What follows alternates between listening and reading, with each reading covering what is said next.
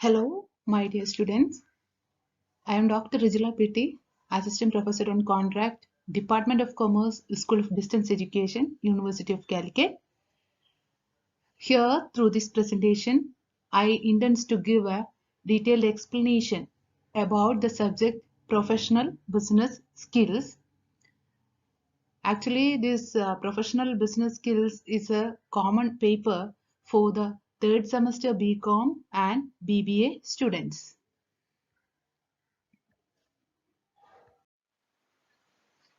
Now coming to the contents, that is actually your subject, that is professional business skills, is mainly divided under 5 modules. The first module deals with the professionalism. Second module which deals with electronic learning, that is e-learning. And the third module covers the various aspects related with business data analysis. And the fourth module is related with the socio-cyber informatics. And the last module covers the area related with digital marketing. Okay, so the professional business skills എന്ന് പറയുന്ന ആ ഒരു paper third some BCom and BBA കുട്ടികൾക്കുള്ളതാണ്. ഇതെന്ന് പറയുന്നത് purely a theoretical paper ആണ്. പിന്നെ ഈ ഒരു സബ്ജക്റ്റിന്റെ ഏറ്റവും വലിയ പ്രത്യേകത എന്ന് പറയുന്നത് ഇന്നത്തെ ജനറേഷനിലുള്ള ഒരു കുട്ടികളെ സംബന്ധിച്ചിടത്തോളം ഇത് ബൈഹാർട്ട് ചെയ്യോ അല്ലെങ്കിൽ പോയിന്റ്സ് ഓർത്ത് അങ്ങനെ കാണാതെ പഠിച്ച് എഴുതേണ്ടയോ അങ്ങനത്തെ ഒന്നും ഒരു പേപ്പറേ അല്ല. ഇതൊക്കെ നിങ്ങൾക്ക് അറിയുന്ന അതേ കാര്യങ്ങളാണ്. എന്താണ് ഇലക്ട്രോണിക് മെയിൽ, നമ്മൾ എല്ലാവരും ഇപ്പൊ കോമൺലി യൂസ് ചെയ്യുന്ന ഇലക്ട്രോണിക് മീഡിയാസിനെയോ അല്ലെങ്കിൽ അതിനെ റിലേറ്റ് ചെയ്തിട്ടുള്ള പ്രോബ്ലംസ്, അതായത് cyber related problems, then digital marketing, then online advertising, അങ്ങനെ കുറെ കാര്യങ്ങളാണ് നമുക്ക് ഈ ഒരു സബ്ജക്റ്റിനകത്ത് പഠിക്കാനുള്ളത്. അതുകൊണ്ട് തന്നെ ഇന്ന് ഇപ്പൊ ഈ ഒരു കോവിഡ് പാൻഡമിക് സിറ്റുവേഷനിൽ നമുക്കറിയാം ഇപ്പൊ എല്ലാവരും ഓൺലൈൻ ക്ലാസ്സസ് ആണ് അല്ലെ. അപ്പൊ ഈ ഓൺലൈൻ ക്ലാസ് അല്ലെങ്കിൽ ആ ഒരു ഓൺലൈൻ ക്ലാസ്സുകൾ അറ്റൻഡ് ചെയ്യുന്നത് കൊണ്ട് തന്നെ നമുക്ക് ഇതിന്റെയൊക്കെ ഒരുപാട് അഡ്വാൻറ്റേജസ് അല്ലെങ്കിൽ പ്രോബ്ലംസ് ഒക്കെ ക്ലിയർ ആയിട്ട് അറിയാം അല്ലെ. അപ്പൊ അങ്ങനത്തെ കുറെ ആസ്പെക്ട്സുകളാണ് കുറച്ച് തിയറട്ടിക്കൽ ആയിട്ട് നമുക്ക് ഈ ഒരു സബ്ജക്റ്റിൽ പഠിക്കാനുള്ളത്. So it is very very simple subject for you. Just ഒന്ന് സ്റ്റഡി മെറ്റീരിയൽ 2-3 തവണ വായിക്കുക. ദെൻ ഇങ്ങനെയുള്ള പ്രസന്റേഷനോ അല്ലെങ്കിൽ ക്ലാസ്സുകളോ ഉണ്ടെങ്കിൽ അതും കേൾക്കുക. That is enough for the subject. Okay. Now coming to the first module. First module എന്ന് പറയുന്നത് പ്രൊഫഷണലിസം ആണ്. എന്താണ് പ്രൊഫഷൻ? നമുക്കറിയാം എന്താ ഒരു പ്രൊഫഷൻ എന്ന് പറഞ്ഞാൽ എന്താ. ഒരു എക്സാമ്പിൾസ് എന്തൊക്കെയാ പ്രൊഫഷന്?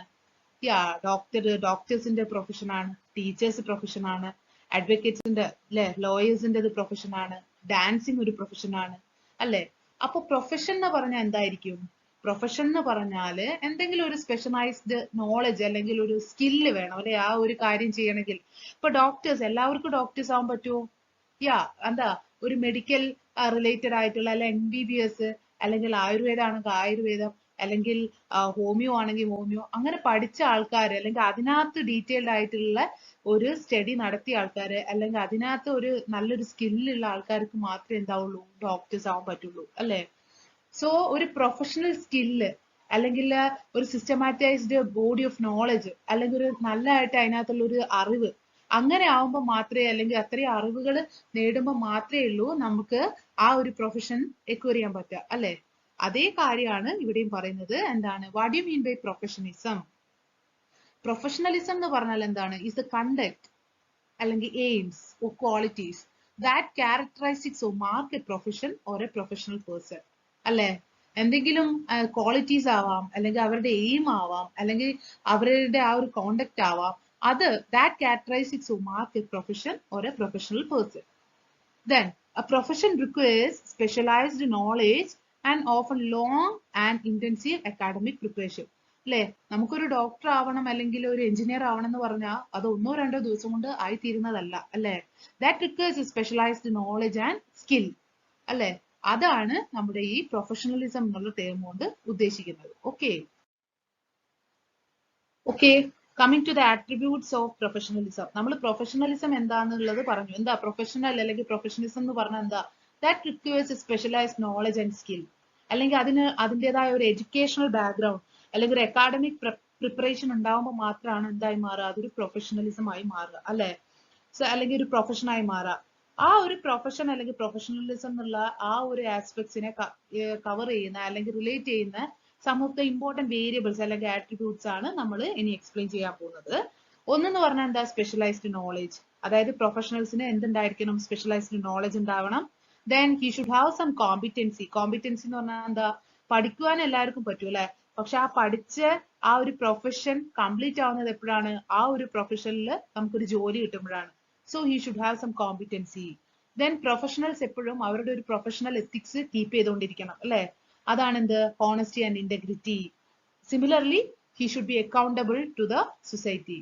Then he should have some self regulation. അയാളെ സ്വന്തമായിട്ട് കൺട്രോൾ ചെയ്ത് കൊണ്ടുപോകാന് അല്ലെങ്കിൽ അൺഎത്തിക്കൽ ആയിട്ടുള്ള പ്രാക്ടീസസ് ഒന്നും ചെയ്യാതെ എല്ലാം എത്തിക്കലായിട്ട് സൊസൈറ്റിക്ക് വേണ്ടി ചെയ്യാൻ അല്ലെങ്കിൽ സമൂഹത്തിന് വേണ്ടി ചെയ്യാനുള്ള ഒരു ബാധ്യത അദ്ദേഹത്തിന് ഉണ്ടായിരിക്കണം അല്ലെ. These are some of the attributes of what professionalism. Then now we are going to explain various characteristics of professionalism. എന്തൊക്കെയായിരിക്കാം some of the important characteristics of professionalism? He should have some professional appearance അല്ലെ. Professional appearance എന്ന് പറഞ്ഞാൽ എന്താണ്, അവരുടെ ലുക്കിൽ അല്ലെ. That means professionals should always strive for a professional appearance, including appropriate attire and proper hygiene and grooming. Clothing should always be clean and ironed properly. Then pants, dresses and leather shoes are all appropriate for a professional. Then reliable. നമ്മൾ നേരത്തെ പറഞ്ഞ പോലെ എന്താണ്, പ്രൊഫഷനിലുള്ള ആൾക്കാർ അല്ലെങ്കിൽ ഒരു പ്രൊഫഷനിൽ നിൽക്കുന്ന ആൾക്കാർ he should be always honest അല്ലെ. അതാണ് നമുക്ക് എന്താ പറയാൻ പറ്റുന്നത്, റിലയബിൾ, വിശ്വസിക്കാൻ പറ്റുക. ദെൻ എത്തിക്കൽ ബിഹേവിയർ. എന്താണ്, ഫേവറബിൾ ആയിട്ട് നമ്മൾ ഒരിക്കലും എത്തിക്സ് നോക്കാതെ അല്ലെങ്കിൽ ഒരു കറക്റ്റ് റൂൾസും റെഗുലേഷൻസും ഒന്നും നോക്കാതെ എന്താണ് അൺഫേവറബിൾ ആയിട്ട് ചെയ്യരുത്. എപ്പോഴും എത്തിക്കൽ ആയിട്ടുള്ള ഒരു ബിഹേവിയർ ആയിരിക്കണം പ്രൊഫഷണലിസ്റ്റ് കാണിക്കേണ്ടത്. ദെൻ അവർക്ക് ഒരു പ്രൊഫഷണൽ കോഡ് ഓഫ് എത്തിക്സ് ഉണ്ടാവണം. Then he should be accountable. Then he should have some അല്ലെങ്കിൽ professional should have some professional language. Then അവരുടെ പേഴ്സണൽ തിങ്സും പ്രൊഫഷണൽ തിങ്സും തമ്മിൽ സെപ്പറേറ്റ് ചെയ്യാൻ ബാധ്യസ്ഥരാണ്. Then he should have some positive attitude. Then the professional should have some emotional control. Then he should have the ability for effective time management. Then professional should be focused. Then he should have respect to others. Then he should have some good communication skills. Then possess soft skills also. These are all the important characteristics of a professional അല്ലെങ്കിൽ professionalism. So ഈ attributes characteristics എന്ന് പറയുന്നത് almost similar ആണ്. ആട്രിബ്യൂട്ട്സിലുള്ള aspects തന്നെയാണ് ക്യാരക്ടറിസ്റ്റിക്സിൽ കുറച്ചും കൂടി explain ചെയ്ത് പറഞ്ഞതേ ഉള്ളൂ. Okay, so these are the important characteristics of professionalism. എന്തൊക്കെയാണ്, ഒരു പ്രൊഫഷനിലുള്ള ആള് അല്ലെങ്കിൽ ഒരു പ്രൊഫഷൻ ഫോളോ ചെയ്യുന്ന ആള് എന്തൊക്കെ ക്യാരക്ടറിസ്റ്റിക്സ് ആണ് പോസസ് ചെയ്യേണ്ടത്, നമുക്ക് അറിയുന്ന കാര്യങ്ങൾ തന്നെയാണ്. He should have some professional appearance ഉണ്ടാവണം. Then he should be reliable. Then he should follow some ethical behaviour. Then he should have some professional code of ethics. Then he should be accountable. Then avarku oru professional knowledge undava. Then he should separate his personal aspects with the professional aspects. Then avarku oru positive attitude kanikkanam. Then അവർ ഒരു emotional control ഉള്ള ആളായിരിക്കണം. Then proper ആയിട്ട് ഒരു time management possible ആവണം. Focused, respect to others, and he should have some good communication ability. Then possess soft skills. Okay.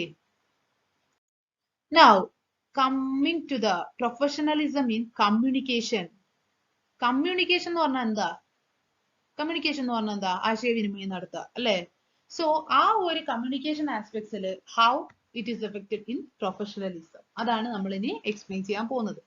The term professional communication refers to the various forms of speaking, listening, writing, and responding carried out both in and beyond the workplace, whether in person or electronically. So professional communication എന്ന് പറയുന്നത് അത് എന്തൊക്കെയാവാം, various forms ആണ്. എന്തൊക്കെയാവാം, speaking ആവാം, listening ആവാം, ചിലപ്പോൾ writing ആവാം, അല്ലെങ്കിൽ ആരെങ്കിലും പറഞ്ഞതിനുള്ള റെസ്പോൺസ് ആവാം. എന്താണ്, both and in beyond the work place. അതായത് എങ്ങനെയൊക്കെ ആവാം, whether in person or electronically. നമ്മൾ വേറൊരാളോട് ഡയറക്റ്റ് ആയിട്ട് സംസാരിക്കുക, അല്ലെങ്കിൽ ഡയറക്റ്റ് ആയിട്ട് ഒരാൾക്ക് എന്തെങ്കിലും കാര്യങ്ങൾ എഴുതി കൊടുക്കുക, അല്ലെങ്കിൽ ഡയറക്റ്റ് ആയിട്ട് മറ്റുള്ള ഒരാൾ പറയുന്നത് ഹിയർ ചെയ്യുക അല്ലെങ്കിൽ ലിസൺ ചെയ്യുക. That is in the form of person. Suppose we are communicating with electronic medias, that is in the form of electronically. Okay, അതിനാണ് നമ്മൾ എന്ത് പറയുന്നത്, പ്രൊഫഷണൽ കമ്മ്യൂണിക്കേഷൻ എന്ന് പറയുന്നത്. Okay, From meetings and presentations to memos and emails to marketing materials and annual reports in business communication, it is essential to take a professional, formal, civil tone to make the best impression on your audience, whether its members be your colleagues, supervisors or customers. അപ്പോ ഈ ഒരു professionalism in communication എന്നുള്ള term കൊണ്ട് ഉദ്ദേശിക്കുന്നത് എന്താന്ന് വെച്ചാല് ഇപ്പൊ നമ്മൾ കമ്മ്യൂണിക്കേറ്റ് ചെയ്യുന്ന ആൾക്കാർ അല്ലെങ്കിൽ നമ്മൾ ഇപ്പൊ ഒരു കാര്യം പറയാൻ ഉദ്ദേശിക്കുന്ന അല്ലെങ്കിൽ നമ്മളൊരു സെന്റർ ആണെങ്കിൽ ആ സെന്റർ നമ്മൾ എന്താണോ കമ്മ്യൂണിക്കേറ്റ് ചെയ്യാൻ ഉദ്ദേശിക്കുന്ന message that should be send to the receiver in a formal manner അല്ലെങ്കിൽ ഗുഡ് ലാംഗ്വേജ് അല്ലെങ്കിൽ നല്ലൊരു ഫോർമൽ അല്ലെങ്കിൽ പ്രൊഫഷണൽ ലുക്ക് അല്ലെങ്കിൽ പ്രൊഫഷണൽ ഒരു ബാക്ക്ഗ്രൗണ്ട് അല്ലെങ്കിൽ ആ ഒരു പ്രൊഫഷണൽ ടച്ച് ആ ഒരു കമ്മ്യൂണിക്കേഷൻ അല്ലെങ്കിൽ ആ ഒരു മെസ്സേജിന് ഉണ്ടായിരിക്കണം എന്നുള്ളതാണ് professionalism in communication കൊണ്ട് ഉദ്ദേശിക്കുന്നത്. Okay. Now coming to verbal communication. Verbal communication എന്ന് പറഞ്ഞാൽ എന്താണ്? Actually രണ്ട് രീതിയിലുള്ള communications ഉണ്ടാവാം, verbal ഉം non verbal ഉം. Verbal communication എന്ന് പറഞ്ഞാൽ എന്താണ്? It is a type of oral communication wherein the message is transmitted through the spoken words. നമ്മള് വേറൊരാളോട് എന്തെങ്കിലും ഒരു ആസ്പെക്ട്സ് കമ്മ്യൂണിക്കേറ്റ് ചെയ്യുക അല്ലെങ്കിൽ എന്തൊരു മാറ്റർ കമ്മ്യൂണിക്കേറ്റ് ചെയ്യുമ്പോൾ അത് ത്രൂ ദ നമ്മൾ എന്താ പറയാ അവരോട് വാക്കാലെ അല്ലെങ്കിൽ നമ്മൾ ഓറലെ ആണ് അത് കമ്മ്യൂണിക്കേറ്റ് ചെയ്യുന്നതെങ്കിൽ ദാറ്റ് ഇസ് ടേംഡ് ആസ് എന്താണ് verbal communication. That is for example നമ്മളിപ്പോ വേറൊരാളോട് സംസാരിക്കുകയാണ് അല്ലെങ്കിൽ അവരോട് നമ്മൾ ഒരു ത്രൂ ദ സ്പോക്കൺ വേർഡ്സ് ആണ് നമ്മൾ കമ്മ്യൂണിക്കേറ്റ് ചെയ്യുന്നതെങ്കിൽ that is termed as verbal communication.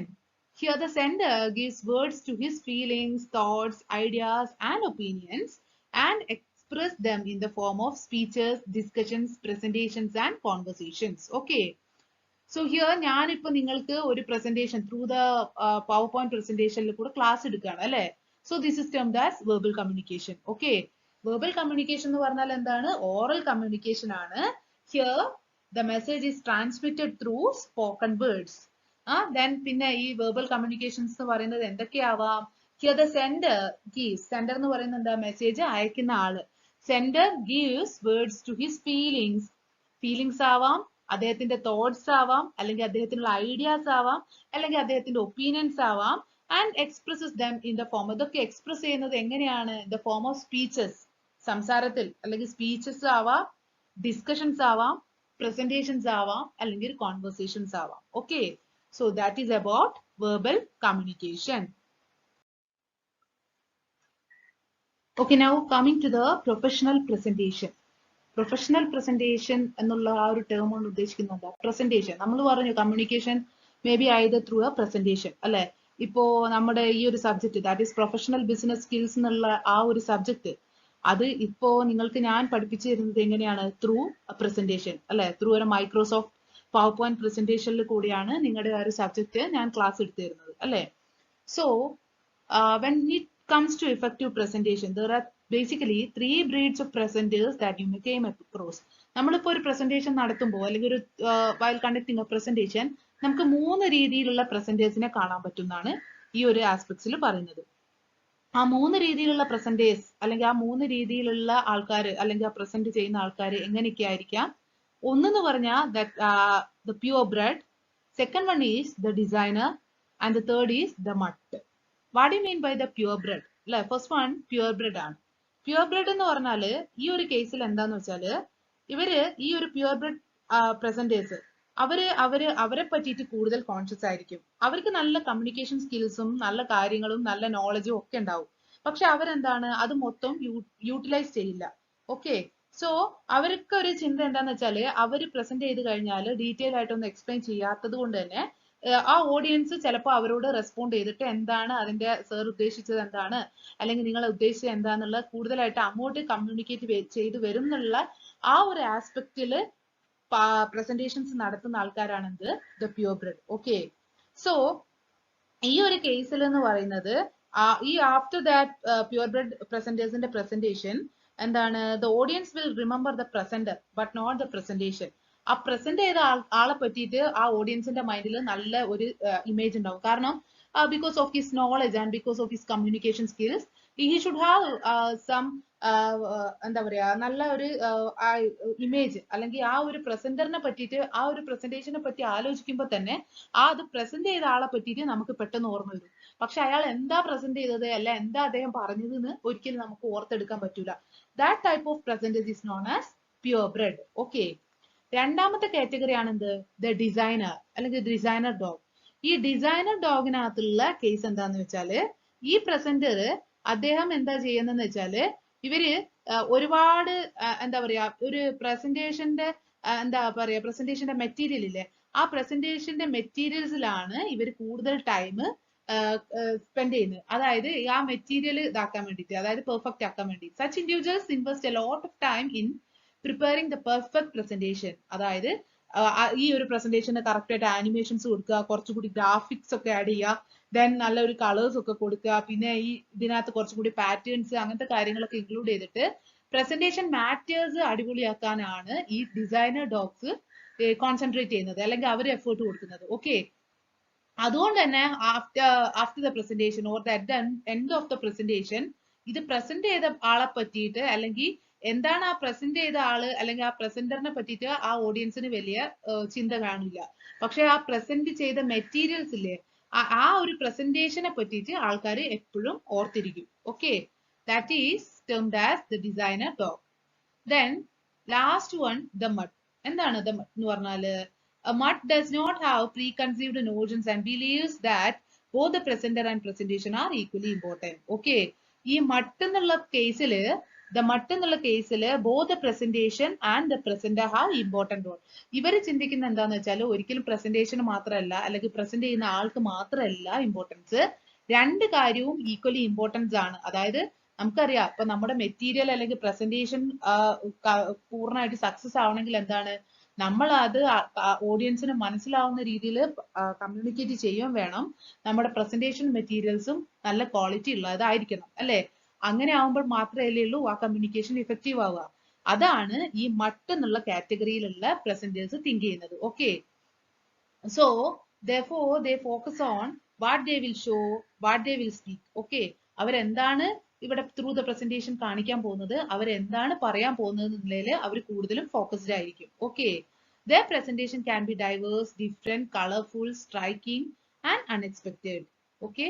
That is about the 3 breeds of presenters in professional presentation. Which are they? The purebred, the designer dog and the mutt. Purebred എന്ന് പറഞ്ഞാൽ എന്താണ്? അവർക്ക് നല്ല communication സ്കില്ലും കാര്യങ്ങളൊക്കെ ഉണ്ടാവും, പക്ഷെ അവർ അത് യൂട്ടിലൈസ് ചെയ്യില്ല. മീൻസ് യൂട്ടിലൈസ് ചെയ്യില്ല എന്ന് വെച്ചാൽ അവർ കംപ്ലീറ്റ് ആയിട്ട് അവരുടെ പ്രസന്റേഷനിൽ അത് കൊണ്ടുവരില്ല. ദാറ്റ്സ് വൈ എന്താണ് at the end of the presentation the audience have a good image about the presenter but not about the presentation. രണ്ടാമത്തെ കേസ് എന്ന് പറഞ്ഞാൽ designer dog. They should have good communication skills or they should have not enough presentation skills to the audience, but they try to make their presentation more attractive. അവരുടെ presentation material കൂടുതൽ attractive ആവാനാണ് നോക്കുന്നത്. അതുകൊണ്ട് തന്നെ at the end of the presentation the audience have clear image about the presentation material but not about the presenter. Then third category എന്ന് പറയുന്നത് the mutt ആണ്. The mutt എന്ന് ഉദ്ദേശിക്കുന്നത് both the aspects. That here it gives focus on both the presenter and the presentation. Okay. എന്താണ്? This is about the professional presentation. Now, different presentation postures. നമ്മളിപ്പോ presentation എന്താണ്, 3 breeds of presenters എന്താന്ന് പഠിച്ചു.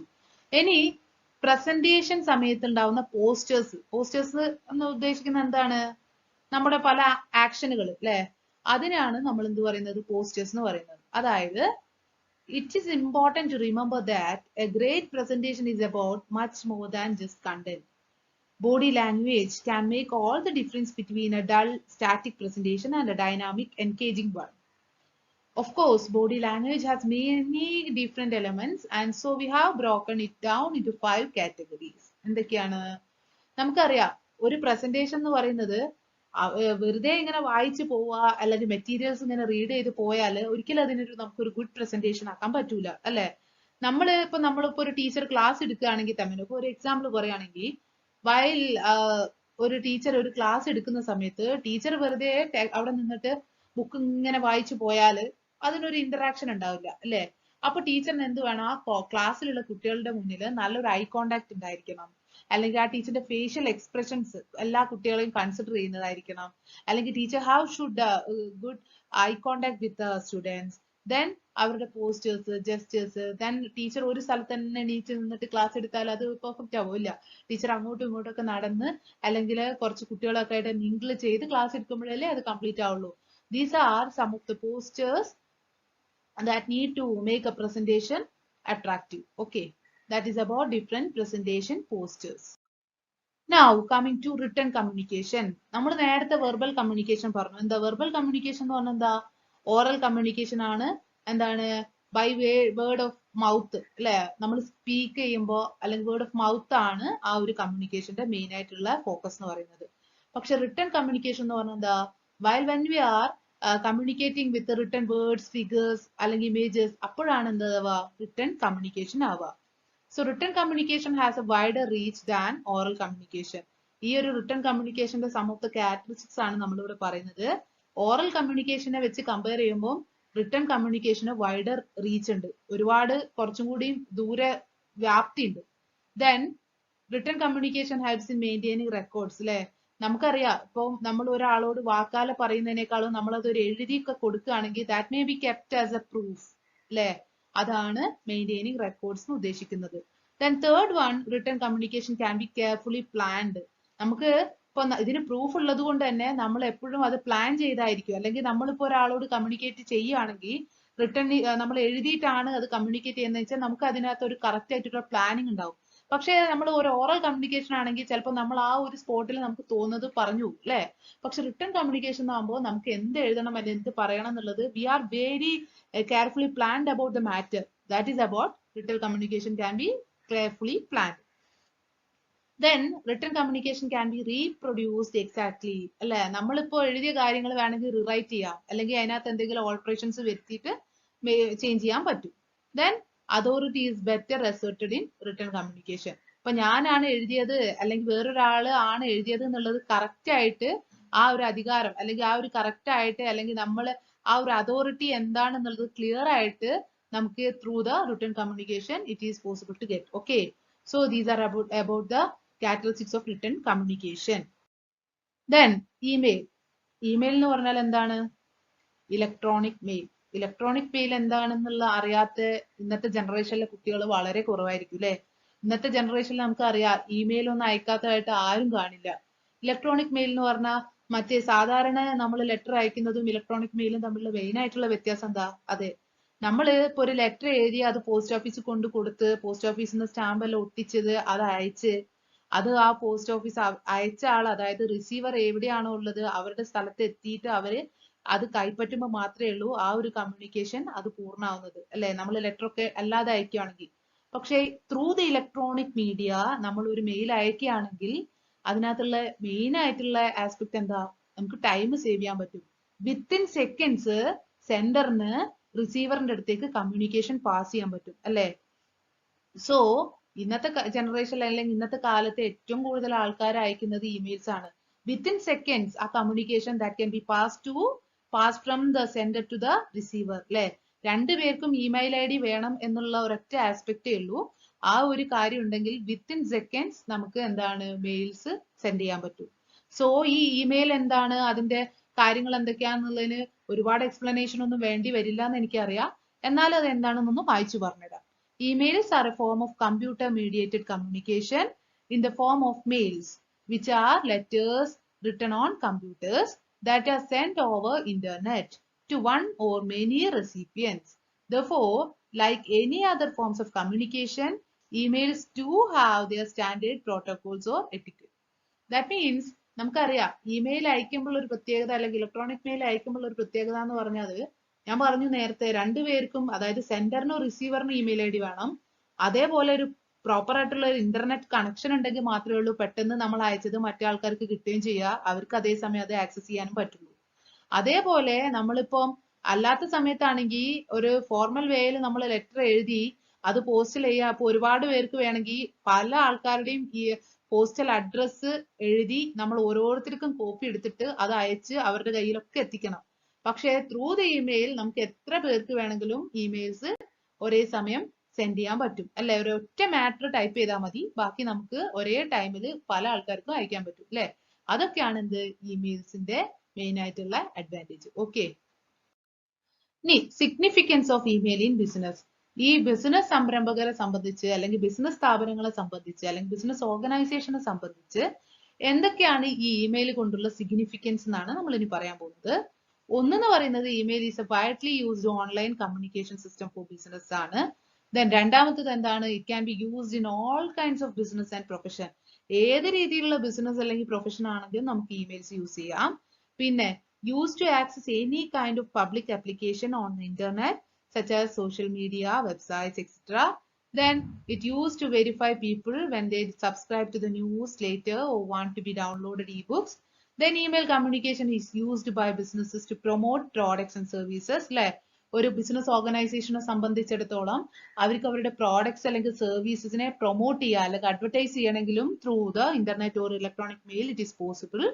Then email is helpful to manage communication in the business network. Then through the emails, it helps to share and the collaboration can be done through email. Then notification and important updates are informed by business to its customers.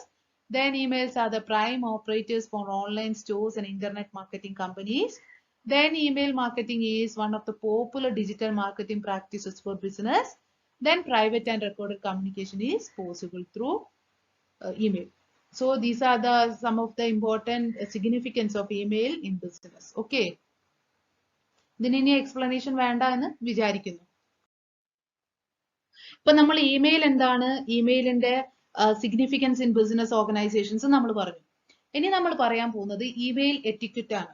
Email etiquette ഉദ്ദേശിക്കുന്നത് നമ്മൾ ഈ ഒരു email അയക്കുന്ന സമയത്ത് follow ചെയ്യേണ്ട some of the good manners അല്ലെങ്കിൽ പ്രോട്ടോകോൾസിനെയാണ് നമ്മൾ എന്ത് പറയുന്നത്, ഇമെയിൽ എറ്റിക്വറ്റ് എന്ന് പറയുന്നത്. Okay, it can be understood as the code of conduct, അല്ലെങ്കിൽ നമ്മൾ ഒരു ഇമെയിൽ അയക്കുമ്പോൾ പാലിക്കേണ്ട കോഡ് ഓഫ് കണ്ടക്ട് അല്ലെങ്കിൽ പ്രോട്ടോകോൾസിനെയാണ് നമ്മൾ എന്ത് പറയുന്നത്, എറ്റിക്വറ്റ് എന്നുള്ള ആ വേർഡ് കൊണ്ട് ഉദ്ദേശിക്കുന്നത്. ആ ഒരു വേർഡ് കേൾക്കുമ്പോൾ നമുക്ക് വലിയ എന്തോ ആസ്പെക്ട് ആയി തോന്നും, പക്ഷെ ഇതെന്ന് പറയുന്നത് നമ്മൾ ഒരു ഇമെയിൽ അയക്കുമ്പോൾ സമയത്ത് നമ്മൾ ഫോളോ ചെയ്യേണ്ട അല്ലെങ്കിൽ ഓർക്കേണ്ട സം ഓഫ് ദ പ്രൊസീജിയേഴ്സ് അല്ലെങ്കിൽ ഗുഡ് മാനേഴ്സ് അല്ലെങ്കിൽ പ്രോട്ടോകോൾസ് അല്ലെങ്കിൽ കോഡ് ഓഫ് കണ്ടക്റ്റിനെയാണ് നമ്മൾ എറ്റിക്വറ്റ് എന്നുള്ള ആ ടേം കൊണ്ട് ഉദ്ദേശിക്കുന്നത്.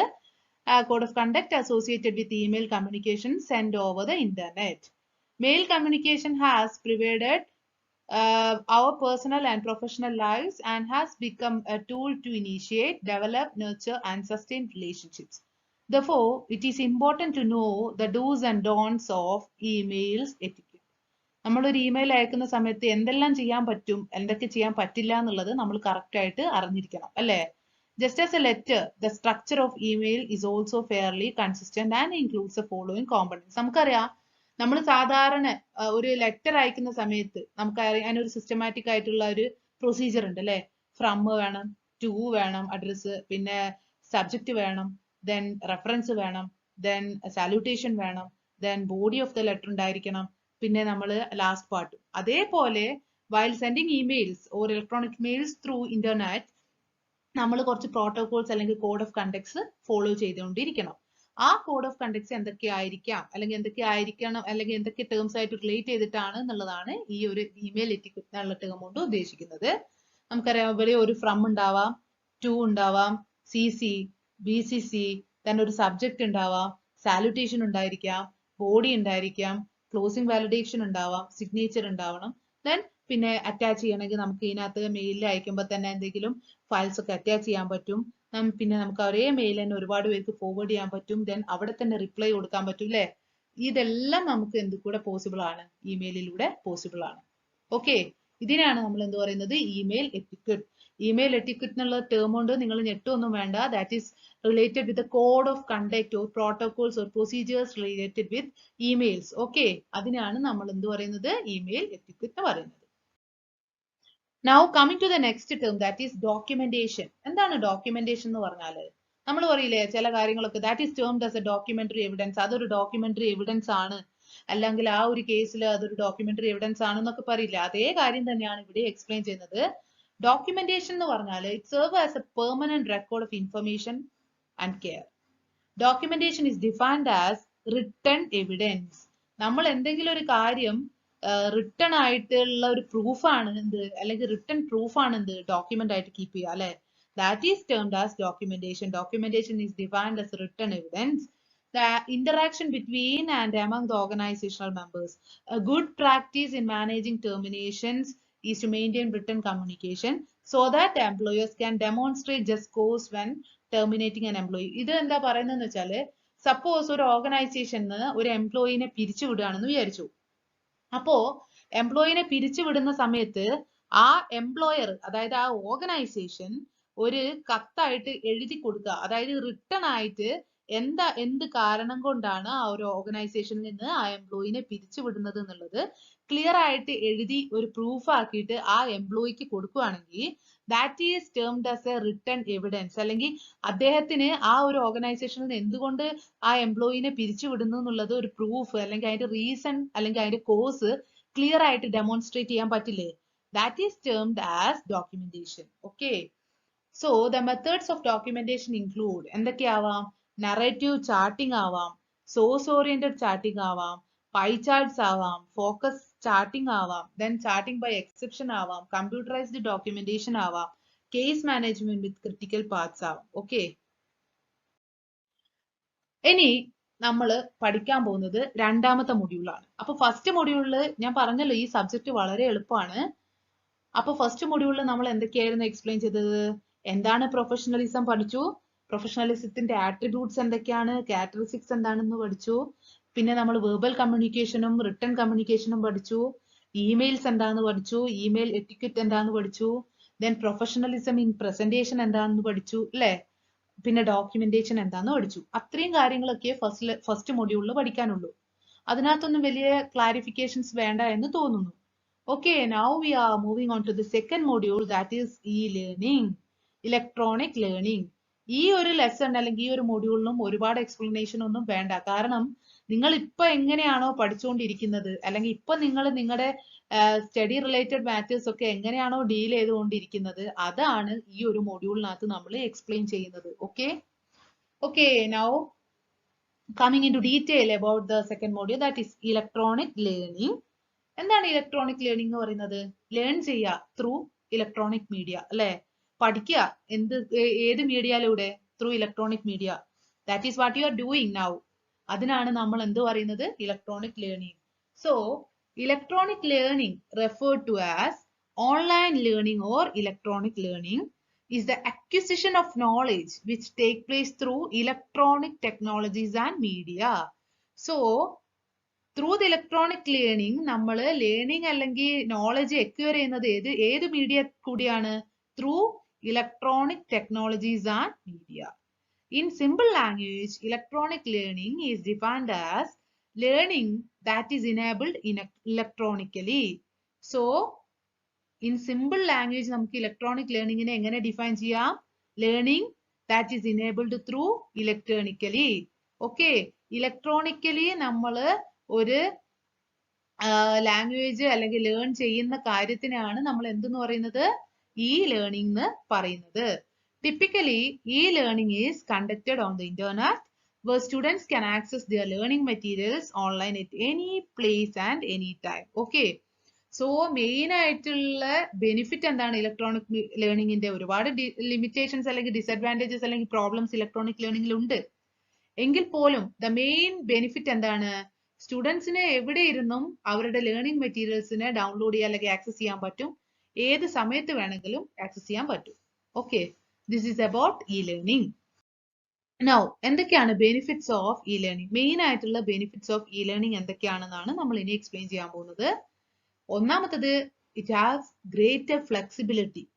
ദെൻ 24-hour ആക്സസ് ആണ്. Then adaptation to the learning pace. നമുക്കറിയാം, നമ്മൾ പണ്ട് കോളേജിൽ അല്ലെങ്കിൽ ക്ലാസ്സിൽ പോയിരുന്ന് പഠിച്ച ഒരു മെത്തേഡ് അല്ല.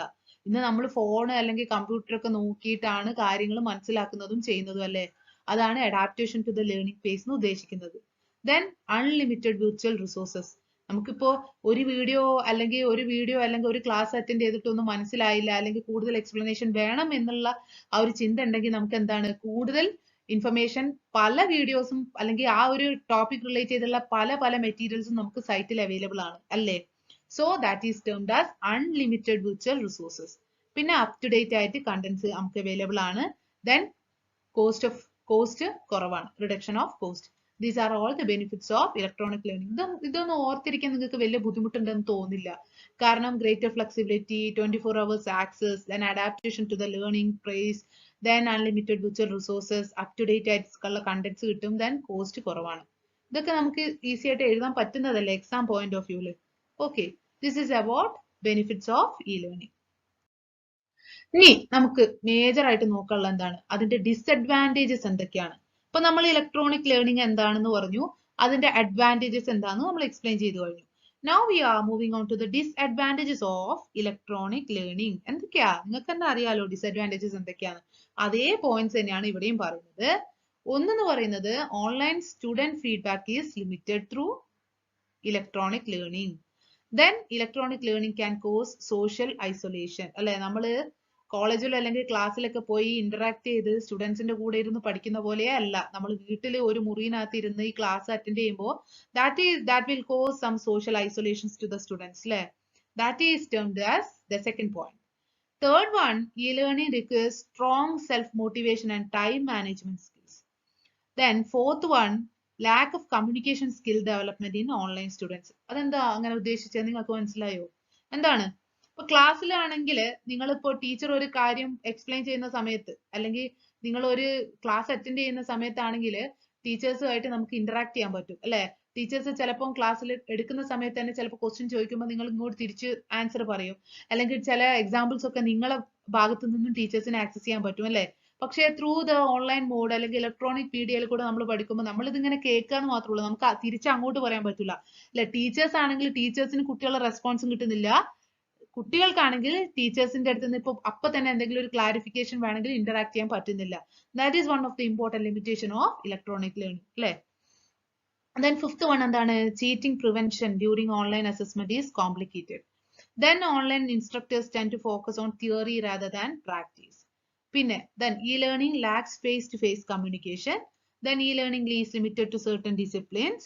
Then online learning is inaccessible to the computer illiterate population. And last one, lack of accreditation and quality assurance in online education. These are all the disadvantages of electronic learning. I think there is no need for much explanation to all these variables. All are familiar to you. That is about the disadvantages of electronic learning. Any എന്തൊക്കെയാണ് major technologies used in electronic learning? എന്തൊക്കെയാണ് major technologies ഈ electronic learning അല്ലെങ്കിൽ possible ആവാൻ വേണ്ടി use ചെയ്യുന്ന major ആയിട്ടുള്ള tools അല്ലെങ്കിൽ technologies എന്തൊക്കെയാണെന്നാണ് നമ്മൾ ഇനി പറയാൻ പോകുന്നത്. എന്തൊക്കെയാണ് മേജർ ആയിട്ട് യൂസ് ചെയ്യുന്ന കാര്യങ്ങള്? കമ്പ്യൂട്ടേഴ്സ്, ടാബ്സ് അല്ലെങ്കിൽ മൊബൈൽ ഡിവൈസസ് അല്ലെ. നമ്മൾ ക്ലാസ് അറ്റൻഡ് ചെയ്യാൻ എന്താണ് യൂസ് ചെയ്യുന്നത്? കമ്പ്യൂട്ടേഴ്സ് യൂസ് ചെയ്യുന്നുണ്ടാവും, ചിലവർ ടാബ്സ് യൂസ് ചെയ്യുന്നവരുണ്ടാവും, ചിലവർ അവരുടെ മൊബൈലിനകത്ത് യൂസ് ചെയ്യുന്നുണ്ടാവും അല്ലെ. ദെൻ രണ്ടാമത്തെ എന്താണ്, ബ്ലോഗിങ്. മൂന്നാമത്തത് എന്താണ്, വെബ് ക്യാംസ്. വെബ് ക്യാംസ് എന്താണ്, ഫ്രണ്ട് ക്യാമറ അല്ലെ. ഫ്രണ്ട് ക്യാമറ ഇല്ലെങ്കിൽ നമുക്ക് കാണാൻ പറ്റും. ഓൺലൈൻ മീൻസ് ക്ലാസ് ഇതുപോലെ റെക്കോർഡഡ് ക്ലാസ് അല്ലാതെ ഓൺലൈൻ ക്ലാസ് ആയിട്ടാണ് നമ്മൾ അറ്റൻഡ് ചെയ്യുന്നതെങ്കിൽ നമുക്ക് എന്ത് വേണം അവിടെ? വെബ് ക്യാംസ് വേണം, ഇല്ലെങ്കിൽ നമ്മളെ കാണാൻ പറ്റുമോ? ഇല്ല. Then white boards. White boards എന്ന് പറഞ്ഞാൽ എന്താ? എഴുതുക അല്ലെ. Then screen casting. Screen cast എന്ന് പറഞ്ഞാൽ എന്താ? A screencast is a digital recording of computer screen output, also known as video screen capture. Okay. The term screencast compares with the related term screenshot. Okay. Whereas screenshot generates a single picture of a computer screen, a screencast is essentially a movie of the changes over time that a user sees on a computer screen. So these are all the technologies used in electronic learning. Computers, tabs, mobile devices that you all know. Then blogging, then webcams, then whiteboards, screencasting. Blogging എന്ന് പറഞ്ഞാൽ എന്താ? A blog is a discussion of informational site published on the World Wide Web and consisting of discrete entries. നമുക്ക് എന്താ നമ്മുടേതായ comments ഒക്കെ entry ചെയ്യാൻ പറ്റുന്ന ആ ഒരു എന്താ പറയുക ഡിസ്കഷൻ പ്ലാറ്റ്ഫോം ആണ് അല്ലെ.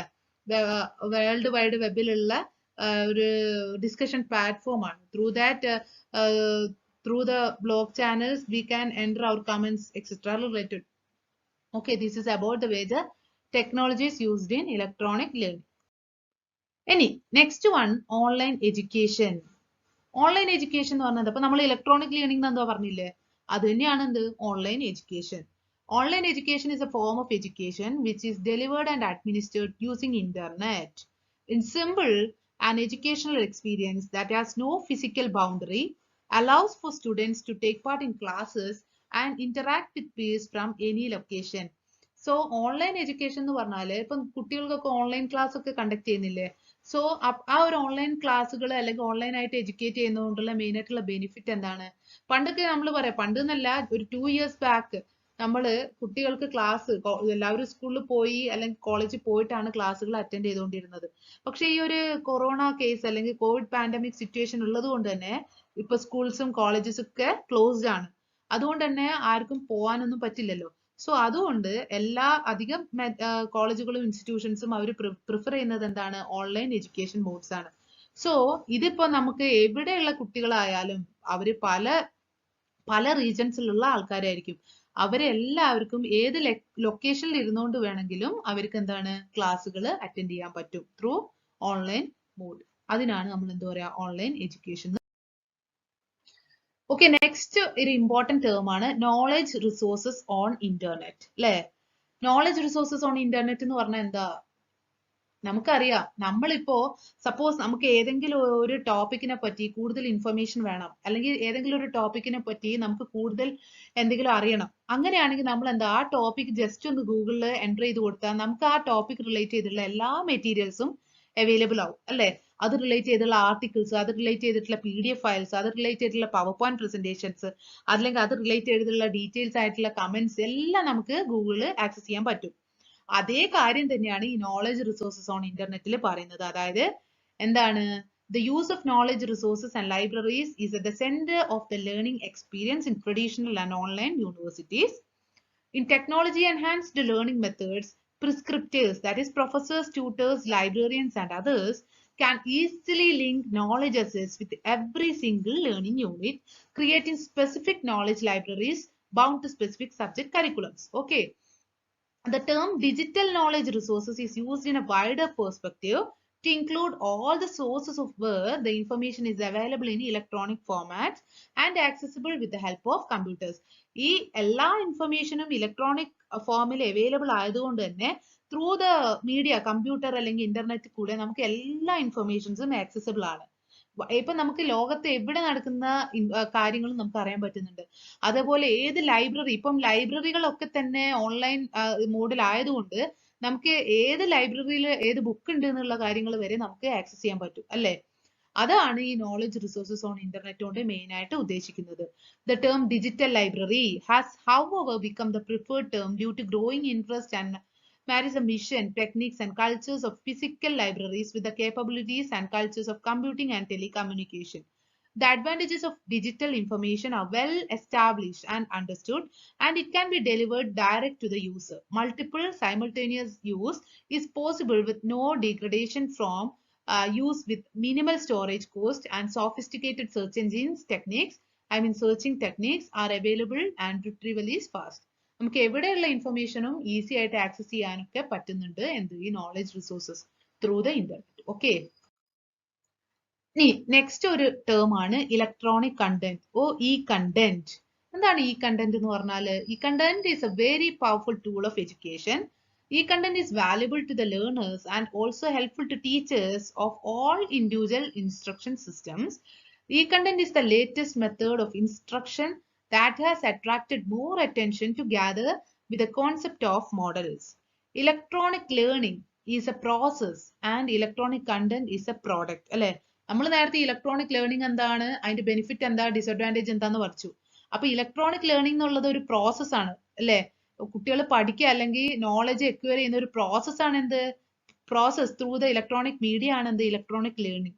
പക്ഷെ ആ ഇലക്ട്രോണിക് ലേണിംഗ് ഉള്ളത് ഒരു പ്രോസസ് ആണെങ്കിൽ അതിന്റെ പ്രോഡക്റ്റ് എന്ന് പറയുന്നതാണ് എന്ത്, electronic content. Okay, so this approach of teaching has become an answer to the complicated modern social economic condition and an exploding population. So electronic content lesson is generally designed to guide students through information or to help them perform specific tasks. An electronic content package can be used as teacher in the virtual classroom situation. Using electronic content, the time and finance involved in the teaching process can be minimized. നമ്മൾ നേരത്തെ പറഞ്ഞ അതേ benefits ആണ്. Time save ചെയ്യാൻ പറ്റും, cost save ചെയ്യാൻ പറ്റും. പിന്നെ ഈ ഒരു ഇലക്ട്രോണിക് കണ്ടന്റ്സ് അവൈലബിൾ ആയതുകൊണ്ട് തന്നെ നമുക്ക് എപ്പോൾ വേണമെങ്കിലും ഇൻഫർമേഷൻസ് ആക്സസ് ചെയ്യാൻ പറ്റും. Then electronic contents is termed as electronic content that include അതിനകത്ത് എന്തൊക്കെ ആവാം? ടെക്സ്റ്റ് ആവാം, ഇമേജസ് ആവാം, ഗ്രാഫിക്സ് ആവാം, ആനിമേഷൻസ് ആവാം, അല്ലെങ്കിൽ ഓഡിയോ വീഡിയോസ് ആവാം.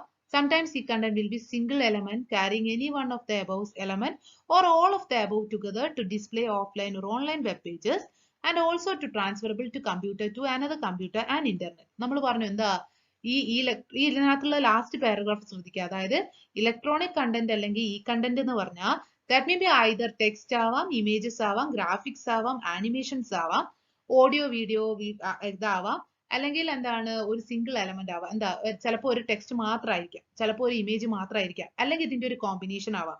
ടെക്സ്റ്റും ഇമേജസും ഗ്രാഫിക്സും എല്ലാം കൂടെ ഉള്ള ഒരു കോമ്പിനേഷൻ ആവാം. അതൊക്കെ ആവുന്നതാണ് എന്ത് ഇലക്ട്രോണിക് കണ്ടന്റ് എന്ന് പറയുന്നത്. ഈ ഇലക്ട്രോണിക് കണ്ടന്റിന്റെ മെയിൻ ആയിട്ടുള്ള ഒരു ബെനിഫിറ്റ് എന്താണ്? That can be shared from one computer to another through internet media. Okay, this is about ഈ കണ്ടന്റ്. ഇനി എന്തൊക്കെയാണ് ഫീച്ചേഴ്സ് ഓഫ് ഇലക്ട്രോണിക് കണ്ടന്റ് എന്ന് നമുക്ക് നോക്കാം. എന്തൊക്കെയാണ്? ഈ content is technologically friendly technologically friendly to people for downloaded text materials and used on any computer independently for the purpose of learning process. നമ്മൾ പറഞ്ഞു ഈ ഇലക്ട്രോണിക് കണ്ടന്റ് എന്ന് പറഞ്ഞാൽ ടെക്സ്റ്റ് ആവാം, ഇമേജസ് ആവാം, ഗ്രാഫിക്സ് ആവാം, അല്ല അതിന്റെ ഒരു മിക്സ്ചർ ആവാം. That can be shared from one computer to another very easily through the internet connection. നമ്മൾ നേരത്തെ ഇലക്ട്രോണിക് കണ്ടന്റിന്റെ ഡെഫിനിഷൻ പറഞ്ഞപ്പോഴേ അത് പറഞ്ഞു. അത് തന്നെയാണ് അതിന്റെ ഫസ്റ്റ് അഡ്വാൻറ്റേജ് അല്ലെങ്കിൽ ഫീച്ചർ എന്ന് പറഞ്ഞാൽ. എന്താണ് ഈ കണ്ടന്റ് എന്ന് പറഞ്ഞാൽ ടെക്നോളജിക്കലി ഫ്രണ്ട്ലി ആയതുകൊണ്ട് തന്നെ people can download the text materials from anywhere and can be shared to anyone. അല്ലേ? ഇനി സെക്കൻഡ് വൺ എന്ന് പറഞ്ഞാൽ എന്താ? ഈ content is having learner friendly for easy navigation. The third one എന്താണ്? E-content is learner centric and it is useful in self-instructional model. Fourth one എന്താണ്? ഇത് teachers friendly ആണ്. So it is used in various teaching learning methods such as classroom, lecturing to a group and lab sessions, etc. This is about the features of electronic content. Now coming to the next term, that is online libraries. നമ്മൾ നേരത്തെ പറഞ്ഞു knowledge resources ആണ് internet എന്നുള്ള ആ ഒരു സ്ലൈഡിൽ തന്നെ നമ്മൾ എക്സ്പ്ലെയിൻ ചെയ്തു. അത് തന്നെയാണ് ഇവിടെ ഒന്നുകൂടെ പറയുന്നത്. ഓൺലൈൻ ലൈബ്രറീസ് എന്ന് പറഞ്ഞാൽ എന്താണ്? They are digital library. Digital libraries ആണ് referred to as electronic library. അതിന് പറയുന്ന വേറെ പേരുകളാണ് എന്തൊക്കെ? Electronic libraries, virtual libraries, libraries without walls or hybrid libraries. Okay, online libraries എന്ന് പറഞ്ഞാൽ എന്താണ്? Online libraries means digital libraries ആണ്. And that is otherwise termed as electronic libraries, virtual libraries, then libraries without walls or hybrid libraries. The electronic extension of functions users typically perform and their resources they access in a traditional library. Traditional library ന്ന് നമ്മൾ book എടുക്കാൻ പോകണം, book നോക്കിയിട്ട് എടുത്ത് നമ്മൾ അവിടെ രജിസ്റ്ററിൽ entry ചെയ്യണം, അങ്ങനെയൊക്കെ ചെയ്യണ്ടേ? അതേ formalities through the electronic media ചെയ്യുന്നതാണ് എന്ത്? Online libraries. Okay, now coming to the next term, that is MOOC. MOOC. എന്താ MOOC എന്നുള്ളതിന്റെ ഫുൾ ഫോം എന്താണ്? A massive open online course. Okay, massive open online course. ഇതെന്ന് പറഞ്ഞാൽ എന്താ? aimed at a large scale interactive participation and open access via the web. അല്ലെങ്കിൽ ഇന്റർനെറ്റിൽ കൂടെ എന്താണ് ഒരു മാസ് എന്ന് പറഞ്ഞാൽ എന്താ? വൈഡ് പോപ്പുലേഷൻ, ലാർജ് പോപ്പുലേഷനെ നമ്മൾ എന്ത് പറയാ? മാസ്. അല്ലെ? പ്രോഡക്റ്റ് അറ്റ് എ മാസ് എന്ന് പറഞ്ഞാൽ എന്താ? പ്രൊഡക്ഷൻ അറ്റ് എ മാസ്, ഒരുപാട് ക്വാണ്ടിറ്റി ഉണ്ടാക്കുക. അതുപോലെ ഓഡിയൻസ് അറ്റ് മാസ് ഓഡിയൻസ് എന്ന് പറഞ്ഞാൽ എന്താ? ഒരുപാട് ഓഡിയൻസ്. അതുപോലെ ത്രൂ എന്താ പറയാ ഇന്റർനെറ്റ് എന്നുള്ള മീഡിയയിലൂടെ ഒരു ഓപ്പൺ ഓൺലൈൻ കോഴ്സുകൾ കണ്ടക്ട് ചെയ്യുക. മാസീവ് ഓപ്പൺ ഓൺലൈൻ കോഴ്സിനാണ് നമ്മൾ മൂക്ക് എന്ന് പറയുന്നത്. എന്താണ് അതിന്റെ എയിം എന്ന് പറയുന്നത്? It aimed at large scale interactive participation and open access via the internet. Via means route. In addition to the traditional course materials such as videos, readings and problem sets, MOOCs provide interactive user forums that help build a community for the students, professors and teaching assistants. So നമുക്കറിയാം MOOCs എന്ന് പറയുന്നത് ഒരു massive open online course ആയതുകൊണ്ട് തന്നെ നമ്മൾ traditional ആയിട്ടുള്ള നമ്മളെ book നമ്മുടെ ക്വസ്റ്റ്യൻ പേപ്പേഴ്സ് ഇതെല്ലാം അതിന് പുറമെ through the MOOCs it provides interactive user forums. Okay, നമ്മൾ ഈ ഒരു ഓൺലൈൻ ഇതിനകത്തുള്ള ആൾക്കാർക്കൊക്കെ അവർക്ക് തന്നെ അവർക്ക് ഒരു ഇന്ററാക്ഷൻ പോസിബിൾ ആണ് ത്രൂ ഈ MOOCs എന്നുള്ള ആ ഒരു കോഴ്സ് കൂടെ. പിന്നെ അതിനകത്ത് മെയിൻ ആയിട്ട് പറയുന്നത് എന്താ, MOOC is an online course with the option of free and open registration. ഇതിനകത്തുള്ള മെയിൻ ആയിട്ടുള്ള ബെനിഫിറ്റ് എന്താ, ഇത് ഫ്രീ ആണ്, അതിന്റെ രജിസ്ട്രേഷൻ ഈസ് ഓപ്പൺ ആണ്. Then a publicly shared curriculum and open-ended outcomes. Then MOOCs integrate social networking, accessible online resources and are facilitated by leading practices in the field of study. Okay, this is about MOOC. Sometimes expansion of MOOC may be asked in the examination. Okay, a MOOC is a massive open online course. Okay, that's the end of the second module. Now we are moving on to the third module, that is business data analysis. നമുക്കറിയാം data അല്ലെങ്കിൽ database എന്ന് പറഞ്ഞാൽ എന്താണെന്നൊക്കെ നമുക്കറിയാം അല്ലെ. എന്താണ് database എന്ന് പറഞ്ഞാൽ, database technology has been described as one of the most rapidly growing areas of computer and information science. The data stored in the system is partitioned into one or more databases. A database is a repository of stored data. എന്താണ് database എന്നൊക്കെ ചിലപ്പോൾ എക്സാമിന് ചോദിച്ചു കാണാറുണ്ട്. What you mean by database? 1 mark question ഒക്കെ ആയിട്ട് ചോദിക്കാറുണ്ട്. എന്താണ് database? A database is a repository for stored data. It is a repository for stored data. Store ചെയ്തിരിക്കുന്ന ഡാറ്റ, സ്റ്റോർഡ് ഡാറ്റേന്റെ ഒരു റെപ്പോസിറ്ററിക്കാണ് നമ്മൾ എന്ത് പറയുന്നത്, ഡാറ്റാബേസ് എന്ന് പറയുന്നത്. Business data analysis includes the activities to help the managers to make strategic decisions, achieve major goals, solve complex problems by collecting, analyzing and reporting the most useful information relevant to managers' needs. Information could be about the causes of the current situation, the most likely trends to occur and what should be done as a result. നമുക്കറിയാം ഒരു business ഓർഗനൈസേഷനെ സംബന്ധിച്ചിടത്തോളം data analysis അല്ലെങ്കിൽ data analysis എന്ന് പറയുന്നത് ഒരു വളരെ important ആയിട്ടുള്ള കാര്യമാണ് അല്ലെ. നമുക്കറിയാം ഇന്നത്തെ ഒരു കോമ്പറ്റീറ്റീവ് ബിസിനസ് എൻവയോൺമെന്റിൽ ഒരു ബിസിനസ്സിന് ഇന്നത്തെ ഒരു മാർക്കറ്റിൽ പിടിച്ചു നിൽക്കണമെങ്കിൽ it should have clear knowledge about its market, അല്ലെങ്കിൽ അതിന്റെ എൻവയോൺമെന്റിനെ പറ്റി നല്ലതായിട്ട് നോളജ് ഉണ്ടായിരിക്കണം. അല്ലെങ്കിൽ കസ്റ്റമേഴ്സിന്റെ ടേസ്റ്റ് എന്താണ്, കസ്റ്റമേഴ്സിന്റെ പ്രിഫറൻസ് എന്താണ്, അവർക്ക് എന്തിനോടാണ് പ്രിഫറൻസ്, അങ്ങനെയുള്ള കാര്യങ്ങൾ കറക്റ്റ് ആയിട്ട് അല്ലെങ്കിൽ അവരെ പറ്റിയിട്ടുള്ള ഒരു ക്ലിയർ ആയിട്ടുള്ള ഡാറ്റാബേസ് ഉണ്ടെങ്കിൽ മാത്രമേ ഉള്ളൂ ഒരു ബിസിനസ് ഓർഗനൈസേഷന് സക്സസ് ചെയ്യാൻ പറ്റുക അല്ലെ. That is what is telling the data analysis regarding the business. So business data analysis എന്ന് പറഞ്ഞാൽ it includes the activities to help the managers to make strategic decisions, to achieve major goals and solve complex problems. All these activities needs എന്താണ്, data analysis. അതിനാണ് നമ്മൾ എന്ത് പറയുന്നത്, business data analysis എന്ന് പറയുന്നത്. Then a database എന്ന് പറഞ്ഞാൽ നമ്മൾ എന്താന്ന് പറഞ്ഞു, എന്താണ് a database is a repository for stored data. Coming to the generation of computers. ഈ generation of computers എന്ന് പറഞ്ഞാൽ it is a very very important area. Okay, that may be asked as a essay category question. അത് കുറച്ച് detail ആയിട്ട് തന്നെ നിങ്ങൾ പഠിക്കണം. ഇതെന്തായാലും എഴുതാൻ എക്സാമിന് ചോദിക്കാൻ ചാൻസ് ഉള്ള ഒരു ഏരിയ ആണ്. പിന്നെ ഒരു കാര്യം മെൻഷൻ ചെയ്യാനുള്ളത് എന്താന്ന് വെച്ചാൽ regarding the generation of computers, the year of generation, അതിനകത്ത് കുറച്ച് മിസ്റ്റേക്സ് നിങ്ങളുടെ ടെക്സ്റ്റ് ബുക്കിനകത്ത് ഉണ്ട്. അതായത് സ്റ്റഡി മെറ്റീരിയലിനകത്ത് ഇയർ കൊടുത്തിരിക്കുന്നതിൽ ചെറിയ മിസ്റ്റേക്സ് ഉണ്ട്. So you just note down these years. Okay, so coming to the generation of computers. എന്താണ് ജനറേഷൻ ഓഫ് കമ്പ്യൂട്ടേഴ്സ് എന്ന് പറഞ്ഞാൽ? ആക്ച്വലി ജനറേഷൻ ഓഫ് കമ്പ്യൂട്ടേഴ്സ് എന്ന് പറഞ്ഞാൽ 5 ജനറേഷൻ ആണ്. ഇപ്പൊ 5th ജനറേഷൻ ആണ് നടക്കുന്നത് അല്ലെ. So generation in computer technology refers to steps in technology അല്ലെ. ടെക്നോളജിയിൽ വരുന്ന സ്റ്റെപ്പ് ബൈ സ്റ്റെപ്പ് ചേഞ്ച് ആണ് ഈ ജനറേഷൻ കൊണ്ട് ഉദ്ദേശിക്കുന്നത്. It provides a framework for the growth of the computer industry. ഈ through the generation of computers it clearly explains, so it provides a framework for the growth of the computer industry. Originally, the term generation was used to distinguish between varying hardware technologies. However, nowadays it has been extended to include both hardware and software which together make an entire computer system. And here there are totally 5 computer generations till today. First generation of computers, that is 1942 to 1955 period ആണ്. And second generation of computers എന്ന് പറഞ്ഞാൽ 1955 to 1964 ആണ്. Then third generation of computers 1964 to 75. Then fourth generation of computer 1975 to 1989. And now the fifth generation 1989 to till present. So ഞാൻ നേരത്തെ പറഞ്ഞ പോലെ നിങ്ങൾ years ഒക്കെ ക്ലിയർ ആയിട്ട് ഇതൊന്ന് പഠിച്ചു വെക്കുകയും വേണം. പിന്നെ ഇത് ടെക്സ്റ്റിനകത്ത് സ്റ്റഡി മെറ്റീരിയൽസിനകത്തുള്ളതിൽ മിസ്റ്റേക്സ് ഉണ്ട്. So you have to be careful with the years related with the generation of computers. Okay, ഇനി ഞാൻ ഈ ജനറേഷൻ ഓഫ് കമ്പ്യൂട്ടേഴ്സ് എക്സ്പ്ലെയിൻ ചെയ്യാൻ പോവാണ്. The first generation of computers അതെന്ന് പറയുന്നത് ഏത് പീരീഡ് ആണ്? 1942 to 1955 എന്നുള്ള കാലഘട്ടത്തിലാണ് ഫസ്റ്റ് ജനറേഷൻ ഓഫ് കമ്പ്യൂട്ടേഴ്സ് ഉള്ളത്. Then അതെന്തൊക്കെയാണെന്നാണ് നമ്മൾ നോക്കാം.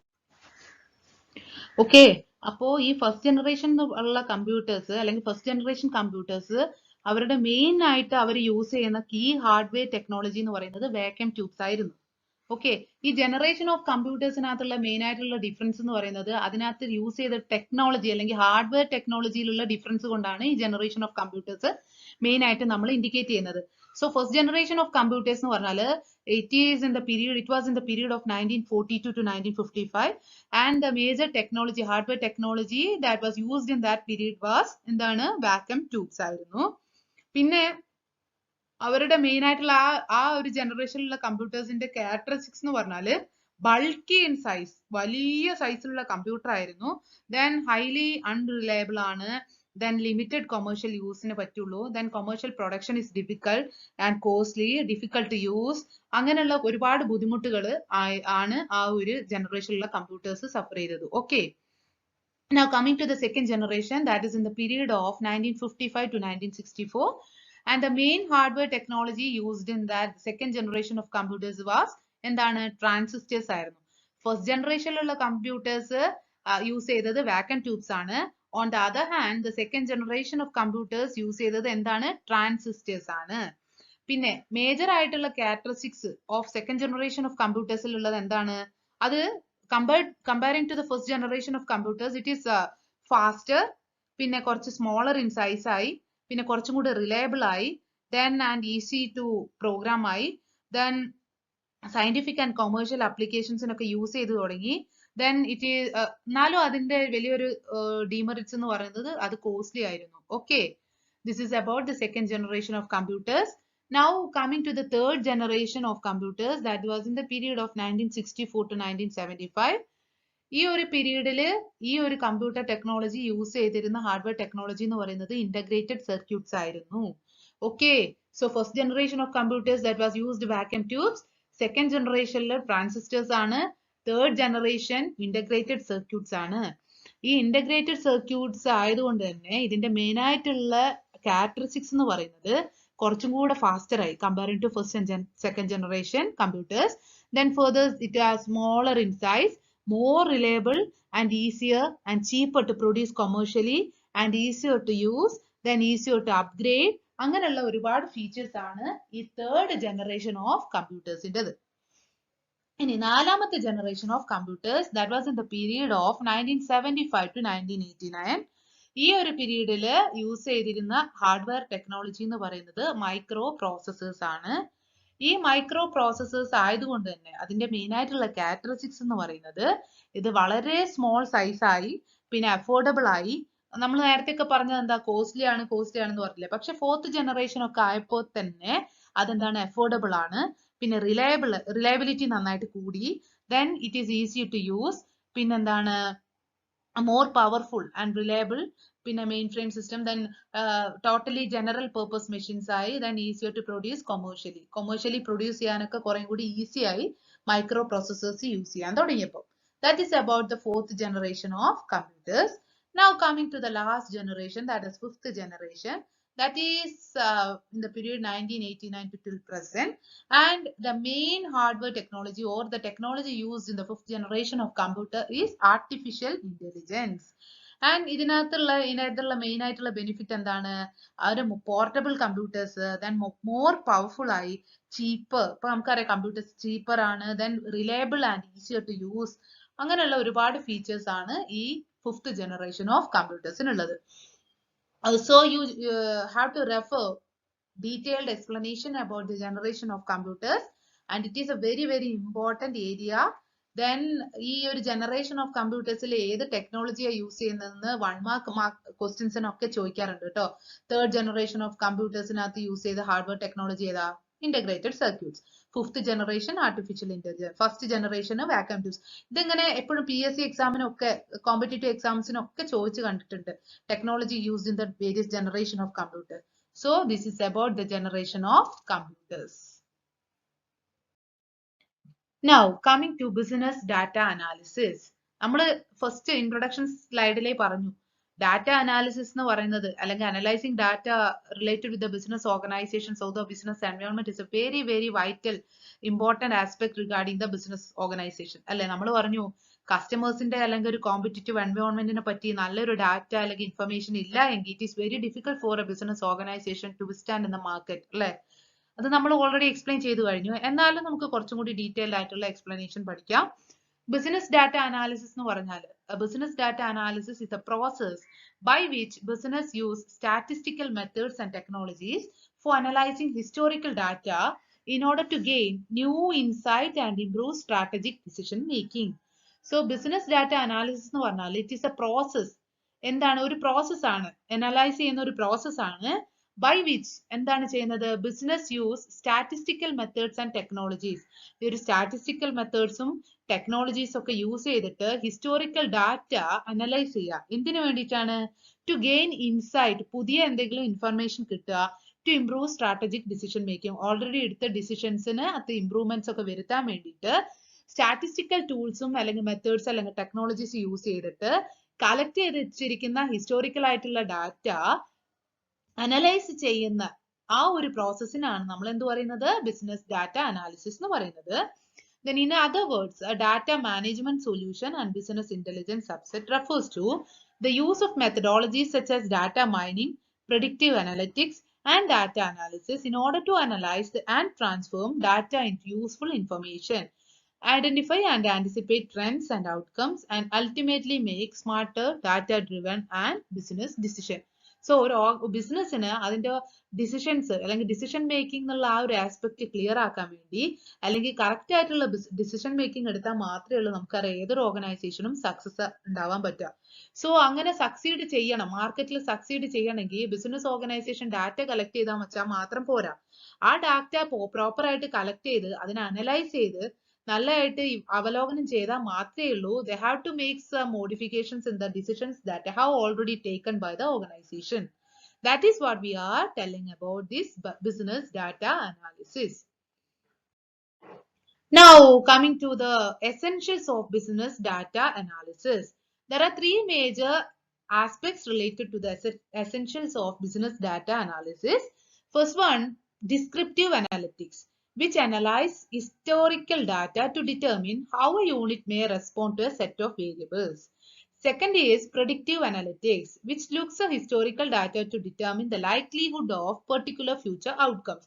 Likelihood of particular future outcomes നെ predict ചെയ്യുക. അതാണ് എന്ത്? predictive analytics. Descriptive എന്ന് പറഞ്ഞാൽ എന്താ? ഒരു ഹിസ്റ്റോറിക്കൽ ഡാറ്റേനെ how a unit may respond to set of variables describe ചെയ്യുക. അതാണ് എന്ത്? Descriptive analytics. പ്രഡിക്റ്റീവ് എന്ന് പറഞ്ഞാൽ നമുക്കറിയാം പ്രഡിക്ഷൻ എന്ന് പറഞ്ഞാൽ എന്താ? ഫ്യൂച്ചറിനെ നമ്മൾ പ്രിഡിക്റ്റ് ചെയ്യുക, അവലോകനം ചെയ്യുക, ഐ മീൻ പ്രിഡിക്റ്റ് ചെയ്യുക, ഊഹിക്കുക അല്ലെ, ഊഹാഭോഗം, പ്രഡിക്ഷൻ. അതിനാണ് നമ്മൾ എന്ത് പറയുന്നത്? Predictive analytics. Then prescriptive. Prescriptive എന്ന് പറഞ്ഞാൽ എന്താ? That is A combination of the descriptive analytic process which provides insight on what happened. That is about the essentials of business data analysis. Now the next term is data analyst. നമ്മളിപ്പോ പറഞ്ഞു business data analysis എന്താന്നൊക്കെ പറഞ്ഞു. അങ്ങനെ ഈ data analysis ചെയ്യുന്ന ആൾക്കാണ് നമ്മൾ എന്ത് പറയാ? Data analyst എന്ന് പറയാം. So the person who done the data analysis process is termed as data analyst. In simple words നമുക്ക് പറയാം എന്താ? ഡാറ്റ അനാലിസിസ് ചെയ്യുന്ന ആരാണോ അവർക്ക് പറയുന്ന പേരാണെന്ത്? Data analyst. So a data analyst is someone who uses technical skills to analyze data and report insights. Data analysts are professionals who translate numbers, statistics and figures into understandable values. നമുക്കറിയാം data analyse ചെയ്യുന്ന ആൾക്ക് പറയുന്ന പേരാണെന്ത് data analyst അല്ലെ. പക്ഷെ എല്ലാവർക്കും data analyse ചെയ്യാൻ പറ്റുമോ? ഇല്ല. ഇപ്പൊ നമുക്കൊരു കമ്പനിയുടെ കുറെ ഡാറ്റ സെറ്റ് തന്നു നമ്മളോട് അനലൈസ് ചെയ്യാൻ പറഞ്ഞാൽ നമുക്കറിയോ? ഇല്ല. നമുക്ക് എന്തുകൊണ്ടാണ് അറിയാത്തത്? നമുക്കത് അനലൈസ് ചെയ്യാനുള്ള പ്രൊഫഷണൽ സ്കില്ലില്ല, നോളജ് ഇല്ല അല്ലെ, അറിവില്ല. അറിവില്ലാതെ നമ്മൾ ചെയ്യാൻ പറ്റുമോ? ഇല്ല. പക്ഷെ നമുക്കത് പഠിച്ചു കഴിഞ്ഞാൽ എന്താണ് ചെയ്യാൻ പറ്റും അല്ലെ, നമുക്ക് ഉറപ്പാണ്.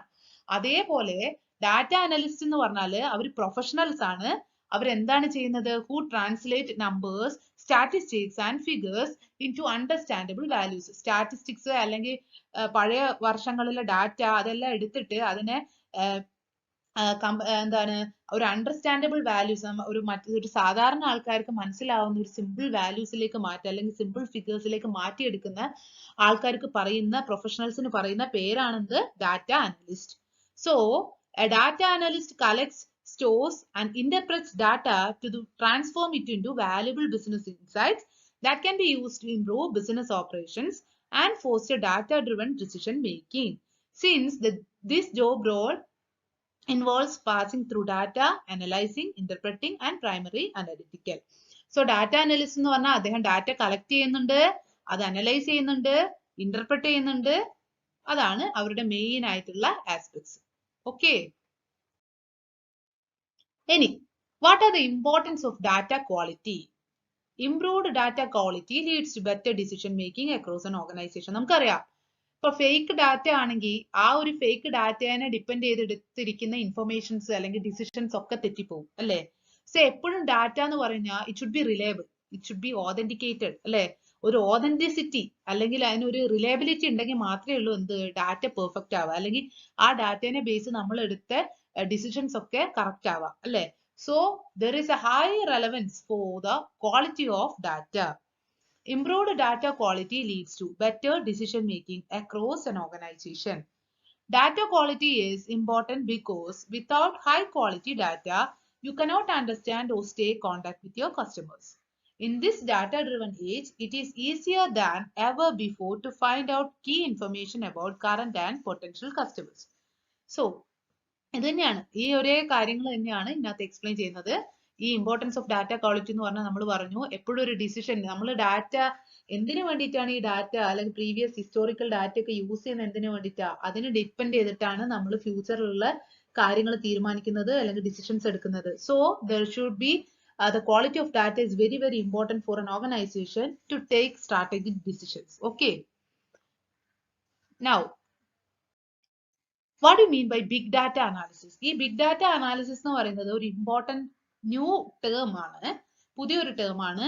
ഈ ബിഗ് ഡാറ്റ അനാലിസിസ് കുറേം കൂടി എന്താ വലിയ വലിയ രാജ ഓർഗനൈസേഷൻസ് ഒക്കെയാണ് ഇപ്പോൾ ഈ ബിഗ് ഡാറ്റ അനാലിസിസ് യൂസ് ചെയ്തുകൊണ്ടിരിക്കുന്നത്. The term big data has been used to describe a massive volumes of data analyzed by huge organizations like Google or research science project at NASA. The point is more about finding new value within and outside conventional data sources. Pushing the boundaries of analysis uncovers new insights and opportunities, and big depends on where you start and how you proceed. So big data analysis, ഇതെന്ന് പറഞ്ഞാൽ large organisations അവർക്ക് ഒരുപാട് ഇൻഫർമേഷനിലൊക്കെ data കാണില്ലേ, അവരാണ് ഈ ഒരു big data analysis വാട്ടേഴ്സ് കൂടുതലായിട്ട് യൂസ് ചെയ്യുന്നത്. ലൈക്ക് ഗൂഗിൾ, പിന്നെ നാസ അങ്ങനെയുള്ള ഓർഗനൈസേഷൻസ് ആണ് ഈ big data analysis practically use ചെയ്തുകൊണ്ടിരിക്കുന്നത്. Then, what is the role of data scientist in business and society? That is the next portion. That is, data scientist helps companies interpret and manage data and solve complex problems using expertise in a variety of data niches. They generally have a foundation in computer science, modeling, statistics, analytics, and math coupled with strong business sense. It is this merging of historic intelligence and practical knowledge that makes the data scientist so valuable to a company. The growing importance of data analytics in a business is leading to the appointment of senior data scientists to provide company-wide insight. So data scientist എന്ന് പറഞ്ഞാൽ he is a person who helps the companies in interpreting and managing data and he's always helped to solve the complex problems using expertise in a variety of data. Okay. അവർക്കെന്ന് പറഞ്ഞാല് അവർക്കൊരു professional knowledge ഉള്ളത് കൊണ്ട് തന്നെ ഈ data scientist എന്നുള്ള അല്ലെങ്കിൽ senior data scientist എന്നുള്ള പോസ്റ്റുകളൊക്കെ ഉണ്ട് ഓർഗനൈസേഷനിൽ. അവരുടെ മെയിൻ ആയിട്ടുള്ള ടാസ്ക് അല്ലെങ്കിൽ ഡ്യൂട്ടി എന്ന് പറഞ്ഞാൽ എന്താണ്? To help the companies to interpret and manage data and solve complex problems using expertise. അവർക്ക് നല്ല എക്സ്പെർട്ടൈസ്ഡ് നോളജ് ഉണ്ടാവുമല്ലോ. അതൊക്കെ വെച്ചിട്ട് കമ്പനീസിനെ ഡിസിഷൻ മേക്കിങ്ങിലും അല്ലെങ്കിൽ കമ്പനീസിനെ അവരുടെ ഡാറ്റ മാനേജ് ചെയ്യുന്നതിലും ഇന്റർപ്രറ്റ് ചെയ്യുന്നതിലും ഒക്കെ help ചെയ്യാന്നുള്ളതാണ് one of the important role അല്ലെങ്കിൽ task of data scientist. Okay. Now we are moving on to the fourth module, that is socio-cyber informatics. ഇതൊക്കെ നിങ്ങൾക്ക് അറിയുന്ന ടേമുകൾ തന്നെയാണ് ഈ മൊഡ്യൂളിൽ എക്സ്പ്ലെയിൻ ചെയ്യുന്നത്. എങ്കിലും നമുക്ക് നോക്കാം. Social informatics is an area of research that examines social aspects of computerization. ഈ social informatics എന്നുള്ള ടേം ഉദ്ദേശിക്കുന്നത് എന്താണ്? Is an area of research that examines social aspects of computerization. Then a more formal definition would be interdisciplinary study of the design, use and consequences of information technology, interdependence with institutional and cultural environments. So one of the definition given by Kling, social informatics is a field that is defined by its content, that is fundamental questions on it, rather than by a set of techniques and methods very similar to urban studies. So social informatics is a research object with a systematic, analytical and critical character, helping to develop theories that are relevant to design, development and operation of information systems, including intranet, electronic forms, virtual libraries and electronic publication. So social informatics എന്ന് പറഞ്ഞാൽ എന്താണ്? Is an area of research ആണ്. അത് എന്താണ് major ആയിട്ട് focus ചെയ്യുന്നത്? That examines social aspects of computerization. അതായത് ഈ ഒരു social informaticsൽ it helps to develop theories that are relevant to the design, development, operation of information systems, including എന്തൊക്കെയാണ്? Intranet, electronic forums, virtual libraries and electronic publications. Okay. Now coming to the next term, that is digital divide. Digital divide. ഈ മൊഡ്യൂളിനകത്ത് വരുന്ന കുറച്ച് ടേംസുകൾ ഉണ്ട്. That you have നല്ല കുറച്ച് detail ആയിട്ട് നോക്കണം. That may be asked for the examination. Okay. Digital divide. Digital divide എന്ന് പറഞ്ഞാൽ എന്താ? Digital divide or the digital split. Digital divide ചെയ്യുക എന്നുള്ള ആ ഒരു ടേമിന് പറയുന്ന വേറെ പേരാണ് എന്ത്? സ്പ്ലിറ്റ് ചെയ്യുക അല്ലെ? സോ അത് തന്നെയാണ് ഡിജിറ്റൽ ഡിവൈഡ് എന്ന് പറയുന്ന വേറൊരു പേരാണെന്ത്? Digital split. is a social issue referring to the differing amount of information between those who have access to the internet and those who do not have access. The term became popular among the concerned parties such as scholars, policymakers and advocacy groups in the late 1990s. ഈ digital divide അല്ലെങ്കിൽ digital splits എന്നുള്ള term common ആയിട്ട് use ചെയ്യാൻ അല്ലെങ്കിൽ അത് എക്സിസ്റ്റിൻ വന്നത് 1990s അതിനായിട്ട് അതിന്റെ മെയിൻ ആയിട്ടുള്ള ഒരു എയിം അല്ലെങ്കിൽ അതൊരു സോഷ്യൽ ഇഷ്യൂ ആണ്. അതുകൊണ്ട് റെഫർ ചെയ്യുന്ന എന്താണ്? To differing amount of information between those who have access to the internet. Computer internet technology access ചെയ്യാൻ പറ്റുന്ന ഒരു വിഭാഗവും കമ്പ്യൂട്ടർ ഇന്റർനെറ്റ് ടെക്നോളജി ആക്സസ് ചെയ്യാൻ പറ്റാത്തവരും തമ്മിലുള്ള ആ ഒരു ഡിവിഷൻ അല്ലെങ്കിൽ അവരുടെ ഇടയിലുള്ള ആ ഒരു സോഷ്യൽ ഇഷ്യൂ, അതിനാണ് നമ്മൾ എന്ത് പറയുന്നത്? ഡിജിറ്റൽ ഡിവൈഡ് എന്ന് പറയുന്നത്. ഓക്കെ. സ്പ്ലിറ്റ് ആ ടേം കേൾക്കുമ്പോൾ തന്നെ നിങ്ങൾ ഓർക്കുക, ഡിജിറ്റൽ ഡിവൈഡ്, അവിടെ ഒരു ഡിവിഷൻ വരികയാണ്. ആര് തമ്മിൽ?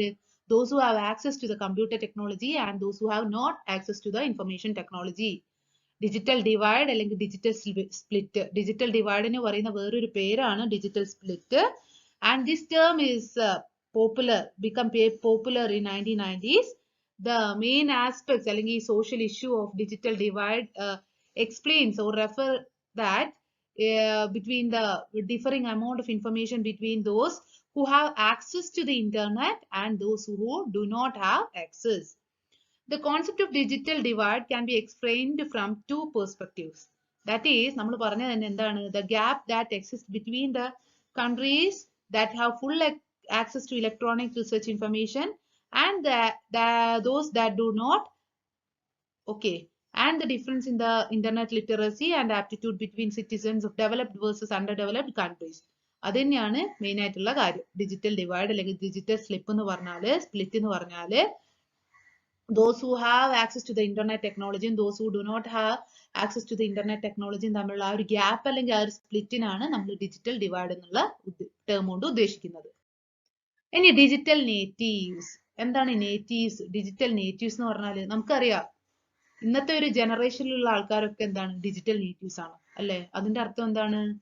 കമ്പ്യൂട്ടറും കമ്പ്യൂട്ടർ ടെക്നോളജി, ഇൻഫർമേഷൻ ടെക്നോളജി ആയിട്ട് അടുത്തിടപഴകുന്ന ആൾക്കാര്, അതായത് കൂടുതലായിട്ടും ഈ ഇൻഫർമേഷൻ ടെക്നോളജി ആക്സസ് ചെയ്യാൻ അറിയുന്നതും കൂടുതലായിട്ട് അത് യൂസ് ചെയ്യുന്നതും ഒരു ജനറേഷൻ ഇല്ലേ, അവർക്ക് പറയുന്ന പേരാണ് എന്ത്? ഡിജിറ്റൽ നേറ്റീവ്സ് എന്ന് പറയുന്നത്. Okay, digital natives are use to receiving information really fast. They like to parallel process and multitask. They are generally born after 1980s and they are comfortable in the digital age because they grew up using information technology. But digital immigrants എന്ന് പറഞ്ഞാല് ഈ digital നേറ്റീവ്സിന്റെ നേരെ opposite ആണ്. Digital immigrants എന്ന് പറഞ്ഞാൽ എന്താ? Are those who are bone before 1980s and they are very fearful about using technology. അവർക്ക് ഈ ടെക്നോളജി ഒക്കെ യൂസ് ചെയ്യാൻ ഇപ്പോഴും പേടിയായിരിക്കും. ഇപ്പൊ നമുക്കറിയില്ലേ, കുറച്ച് ഏജ്ഡ് ആയിട്ടുള്ള ആൾക്കാരൊക്കെ കമ്പ്യൂട്ടേഴ്സ് അല്ലെങ്കിൽ ഇപ്പൊ കുറെ കൂടി ആൾക്കാർ അവെയർ ആയി എങ്കിൽ പോലും ഈ കമ്പ്യൂട്ടറൈസേഷൻ ഒക്കെ വന്ന കാലഘട്ടങ്ങളിൽ നമുക്കറിയാം ബാങ്ക്സിലൊക്കെ ഒരുപാട് സ്റ്റാഫ് VRS ഒക്കെ എടുത്തു പോയിട്ടുണ്ട്. അവർക്ക് ഈ ഇൻഫർമേഷൻ ടെക്നോളജി അല്ലെങ്കിൽ കമ്പ്യൂട്ടർ യൂസ് ചെയ്യാനുള്ള, പഠിക്കാനുള്ള ഒരു പേടി, അല്ലെങ്കിൽ കമ്പ്യൂട്ടർ എന്തോ സംഭവമാണെന്നുള്ള ആ ഒരു ടെൻഷൻ കാരണം അല്ലെ, അവർക്ക് പറയുന്ന പേരാണ് ഡിജിറ്റൽ ഇമിഗ്രൻസ്. പക്ഷേ the people who born after 1980s, അത് അവർക്ക് ഉദ്ദേശിക്കുന്നതാണ് എന്ത്? Digital natives. അതായത് they are very familiar to use the information technology and they grew up using information technology alle. So the term digital immigrant mostly applies to individuals who were born before the spread of digital technology and who were not exposed to it any an early stage. Digital natives are the opposite of digital immigrants and they have been interacting with the technology from childhood. According to Prensky, digital natives are the generation of young people who are native speakers of the digital language of computers, video games and internet. So digital natives nu paranjal endana artham? Digital natives nu paranjal they are generally born after the 1980s and they are comfortable in the digital age and they can easily access the digital language of computers and video games and internet. ആ digital നേറ്റീവ്സിന്റെ നേരെ opposite term ആണ് എന്ത്? Digital immigrants. So digital natives എന്നുള്ള term clear ആയല്ലോ? Okay, fine. Now coming to the next term, that is cyberspace. Cyberspace refers to the virtual computer world and more specifically an electronic medium that is used to facilitate online communication. So cyberspace എന്ന് പറഞ്ഞാല് online communication facilitate ചെയ്യാനുള്ള ഒരു electronic medium ആണ് എന്ത്? Cyber space. So cyber space refers to the virtual computer world, more specifically an electronic medium that is used to facilitate online communication. So space, cyber space, space എന്ന് ഉദ്ദേശിക്കുന്നത് ഒരു medium ആണ്, electronic medium ആണ്, that is used to facilitate online communication. It typically involves a large computer network made up of many worldwide computer subnetworks that employ TCP/IP, Transmission Control Protocol, Internet Protocol. ഇതൊക്കെ one word ചിലപ്പോൾ ചോദിക്കാറുണ്ട് കേട്ടോ, computer related എക്സാമുകൾക്കൊക്കെ. TCP/IP protocol to aid in communication and data exchange activities. Okay, so cyberspace core feature is an interactive and virtual environment for a broad range of participants. So നമുക്ക് എന്താ ഈ cyber space എന്നുള്ളതിനോട് main ആയിട്ട് simply in simple words what we can say, cyber space refers to the virtual computer world and more specifically an electronic medium that is used to facilitate online communication. That is about cyber space. ഇനി cyber ethics. എന്താണ് cyber ethics? നേരത്തെ നമ്മൾ പറഞ്ഞു പ്രൊഫഷണലിസത്തിൽ നമ്മൾ ഒരു ethics പഠിച്ചു അല്ലെ? എന്താ ഒരു പ്രൊഫഷണൽസ് ഒരു പ്രൊഫഷണൽ കോഡ് ഓഫ് എത്തിക്സ് ഉള്ള ആളായിരിക്കണം എന്ന് നമ്മൾ പറഞ്ഞില്ലേ? എത്തിക്സ് എന്ന് ഉദ്ദേശിക്കുന്നത് എന്താണ്? കോഡ് ഓഫ് കണ്ടക്ട് അല്ലെ? അതേപോലെ സൈബർ അല്ലെങ്കിൽ ഇൻഫർമേഷൻ ടെക്നോളജി മേഖലയിൽ ഫോളോ ചെയ്യേണ്ട കോഡ് ഓഫ് കോണ്ടക്ട്സ് അല്ലെങ്കിൽ കോഡ് ഓഫ് കണ്ടക്ട്സിന് പറയുന്ന പേരാണെന്ത്? Ethics. So cyber ethics is a study of ethics pertaining to computers, covering user behavior and what computers are programmed to do and how this affects individuals and society. So cyber ethics concerns to the code of responsible behavior on the internet. അപ്പോൾ ഈ ഒരു internet use ചെയ്യുന്ന സമയത്ത് അല്ലെങ്കിൽ computers use ചെയ്യുന്ന സമയത്ത് follow ചെയ്യേണ്ട code of കണ്ടക്ട്സിനെ പറയുന്ന പേരാണ് cyber ethics. Okay. Major issues that led to the concept of cyber ethics include copywriting or downloading, crime and punishment, internet hacking, cyberbullying. These are all the terms related with the cyber ethics. ഇതൊക്കെ നമുക്ക് familiar ആണ്. കോപ്പിറൈറ്റ്സും download protection ഒക്കെ, then crimes, cyber മേഖലയിൽ ഉണ്ടാവുന്ന ഒരുപാട് crimes, അതിന്റെ punishments, പിന്നെ internet hack ചെയ്യുക. നമ്മൾ പറയില്ലേ യൂട്യൂബ് ചാനൽസ് ഒക്കെ ഹാക്ക് ചെയ്തു, അല്ലെങ്കിൽ ഇമെയിൽ ഹാക്ക് ചെയ്തു എന്നൊക്കെ പറയില്ലേ, ഫേസ്ബുക്ക് ഹാക്ക് ചെയ്തു എന്നൊക്കെ പറയില്ലേ. These are all the examples for cyber ethics. Okay. Examples of cyber ethics are major issues related with the cyber ethics. Okay. Now coming to the next area, that is cyber crimes. Cyber crime എന്ന് പറഞ്ഞാൽ എന്താ? Cyber ethics എന്ന് പറഞ്ഞാൽ എന്താ? Computers information technology use ചെയ്യുമ്പോൾ നമ്മൾ follow ചെയ്യേണ്ട code of conduct അല്ലെങ്കിൽ റൂൾസ് ആൻഡ് റെഗുലേഷൻസിനാണ് എത്തിക്സ് കൊണ്ട് ഉദ്ദേശിക്കുന്നത്. ക്രൈം എന്ന് പറഞ്ഞാൽ എന്തായിരിക്കും? Cyber crime is a criminal activity. Criminal activity that either targets or uses a computer network, or a networked device. So cyber crime എന്ന് പറഞ്ഞാൽ എന്താ? It's a criminal activity that either targets or uses computer or a computer network or a networked device. Most but not all cybercrime is committed by cyber criminals or hackers who want to make money. അവർ പൈസ ഉണ്ടാക്കാൻ വേണ്ടിയിട്ട് പല ആൾക്കാരുടെയും accounts hack ചെയ്യില്ലേ, ആ ഒരു process അല്ലെങ്കിൽ ആ ഒരു ഇത് കമ്മിറ്റ് ചെയ്യുന്നതൊക്കെ എന്താണ്? സൈബർ ക്രിമിനൽസ് ആണ് അല്ലെ. Cyber crime is carried out by individuals or organisation. അത് ചിലപ്പോൾ ഇൻഡിവിജ്വൽസ് ആവാം, അല്ലെങ്കിൽ ചില ഓർഗനൈസേഷൻസ് ഇതിന്റെ പിന്നിൽ പ്രവർത്തിക്കുന്നുണ്ടാവാം.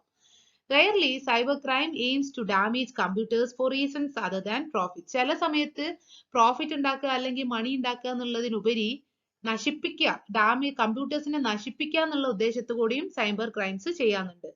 These could be political or personal. ചിലപ്പോൾ പൊളിറ്റിക്കൽ റീസൺ ആവാം, അല്ലെങ്കിൽ പേഴ്സണൽ റീസൺ ആവാം അല്ലെ. Here are some of the examples of the different types of cybercrime. എന്താ? email and internet fraud, identity frauds, theft of financial or card payments data, theft and sale of corporate data, cyber extortion, that is demanding money to prevent a threatened attack, then cyber espionage, that means where hackers access government or company data. ഒരു hackers കമ്പനീന്റെ അല്ലെങ്കിൽ ഗവൺമെന്റോ data hack ചെയ്യുന്നതിനാണ് നമ്മൾ എന്ത് പറയുന്നത്? Cyber സ്പോയിനേജ് എന്ന് പറയുന്നത്. So these are all examples for cyber crimes.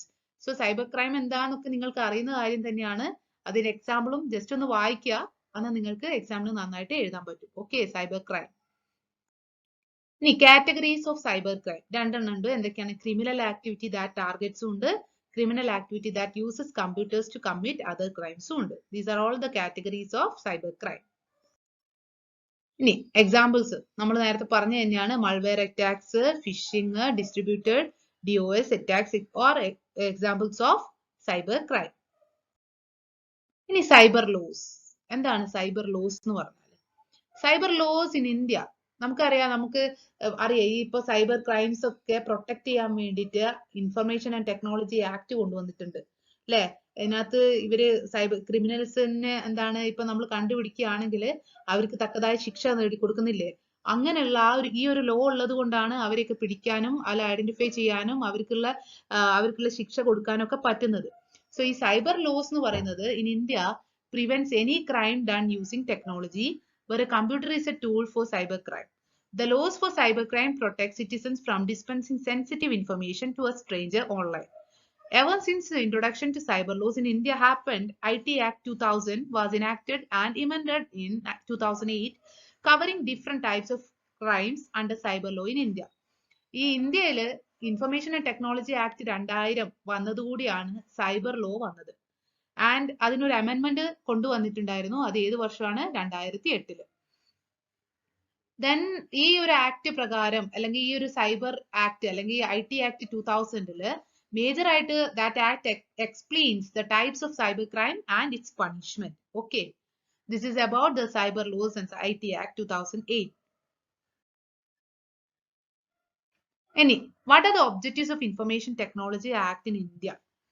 Major ആയിട്ട് നമ്മൾ പറഞ്ഞു ഈ സൈബർ ലോ അല്ലെങ്കിൽ സൈബർ ക്രൈംസ് ഒക്കെ ഒഴിവാക്കാൻ അല്ലെങ്കിൽ അതിനെ റിമൂവ് ചെയ്യിക്കാൻ വേണ്ടി അല്ലെങ്കിൽ പ്രൊഹിബിറ്റ് ചെയ്യുക അല്ലെങ്കിൽ അവരെ റെസ്ട്രിക്ട് ചെയ്യിക്കാൻ വേണ്ടിയിട്ട് കൊണ്ടുവന്ന ഒരു ലോ ആണ് സൈബർ ലോ അല്ലെങ്കിൽ ഇൻഫർമേഷൻ ടെക്നോളജി ആക്ട്. ആ ഒരു ആക്ടിന്റെ മെയിൻ ആയിട്ടുള്ള ഒബ്ജക്റ്റീവ്സ് എന്തൊക്കെയാണെന്നാണ് നമ്മൾ ഈ ഒരു സ്ലൈഡിനകത്ത് എക്സ്പ്ലെയിൻ ചെയ്യാൻ പോകുന്നത്. First one, to provide legal recognition for all ഈ ഇലക്ട്രോണിക്, ഈ എന്താണ് സ്റ്റാൻഡ് ചെയ്യുന്നത്, electronic transactions. Second is to give legal recognition to digital signatures as a valid signature to accept agreements online. And the third one is to give legal recognition to keeping accounting books in electronic form by bankers as well as other organizations. And the last one, to protect or protection of online privacy and stopping cyber crimes. അപ്പോ ഈ information technology ആക്ടിന്റെ main ആയിട്ടുള്ള objectives എന്താണെന്ന് നോക്കുന്നത്. ഒന്നെന്ന് പറയുന്നത് എന്താ, electronic ട്രാൻസാക്ഷൻസിനൊക്കെ ഒരു legal റെക്കഗ്നിഷൻസ് കൊടുക്കുക. രണ്ടെന്ന് പറഞ്ഞാൽ എന്താണ്, എന്തിനാണ്, to give legal recognition to digital signatures. മൂന്നാമത്തത് എന്താണ്, to give legal recognition to keeping accounting books in electronic form by banks and other organisation. And the last one, protection of online privacy and cyber crimes ഒക്കെ stop ചെയ്യുക. Okay, this is about the objectives of Information Technology Act in India. Coming to the next term, that is information overload. Information overload describes the excess of information available to a person aiming to complete a task or make a decision. Overload, നമ്മൾ പറയില്ലേ ചില subject, അയ്യോ ഇത് overload ആണ്, ഇത്രേ പഠിക്കാൻ പറ്റൂ എന്ന് പറയില്ലേ. അതെന്താ, നമുക്കൊരു ലിമിറ്റ് ഉണ്ട്. ആ ലിമിറ്റിനും പുറമെ കൂടുതൽ കാര്യങ്ങൾ നമുക്ക് പഠിക്കാനുണ്ടാകുമ്പോൾ നമ്മൾ അത് ഓവർലോഡ് ആണെന്ന് പറയും. അതേപോലെ ഇൻഫർമേഷൻ ഓവർലോഡ് എന്ന് പറഞ്ഞാൽ നമുക്കറിയാം, ഇൻഫർമേഷൻസ് യൂസ് ചെയ്യുന്നത് മെയിൻ ആയിട്ട് എന്തിനു വേണ്ടിയിട്ടാ, എന്തെങ്കിലും ഒരു ഡിസിഷൻസ് ഒക്കെ തീരുമാനിക്കാൻ വേണ്ടിയിട്ടായിരിക്കും, അല്ലെങ്കിൽ ഡിസിഷൻസ് ഉണ്ടാക്കാൻ വേണ്ടിയിട്ടായിരിക്കും. അപ്പൊ ആ ഒരു ഡിസിഷൻസ് എടുക്കുന്ന സമയത്ത് ആവശ്യമുള്ള ഇൻഫർമേഷന് ഒരു കണക്കുണ്ട് അല്ലെ. ഒരു ഏത് മാറ്റർ ആണോ നമ്മൾ ഡിസ്കസ് ചെയ്യുന്നത്, ആ ഡിസ്കസ് ചെയ്യുന്ന കാര്യത്തിന് വേണ്ടിയിട്ടുള്ള മാറ്റേഴ്സ് മാത്രം നമ്മൾ കൺസിഡർ ചെയ്താൽ പോരെ. അതിലുപരി ഒരുപാട് ഇൻഫർമേഷൻസ് വന്നു ചേരുമ്പോൾ അതിനാണ് നമ്മൾ എന്ത് പറയുന്നത്, ഇൻഫർമേഷൻ ഓവർലോഡ് എന്ന് പറയുന്നത്. Okay, so information overload describes the excess of information available to a person aiming to complete a task or make a decision. This impedes the decision making process. Impedes എന്ന് പറഞ്ഞാൽ തടയുക, അല്ലെങ്കിൽ restrict ചെയ്യുക, അല്ലെങ്കിൽ അതിന്റെ ഒരു സ്മൂത്ത്നെസ് ഒഴിവാക്കുക, resulting in a poor decision being made. When designing products, websites or apps, designers should be especially careful to ensure they prevent information overload from affecting the user's experience.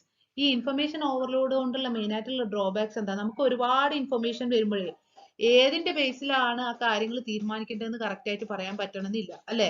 So അപ്പൊ നമ്മൾ എടുത്ത decision ചിലപ്പോൾ തെറ്റിപ്പോവാം.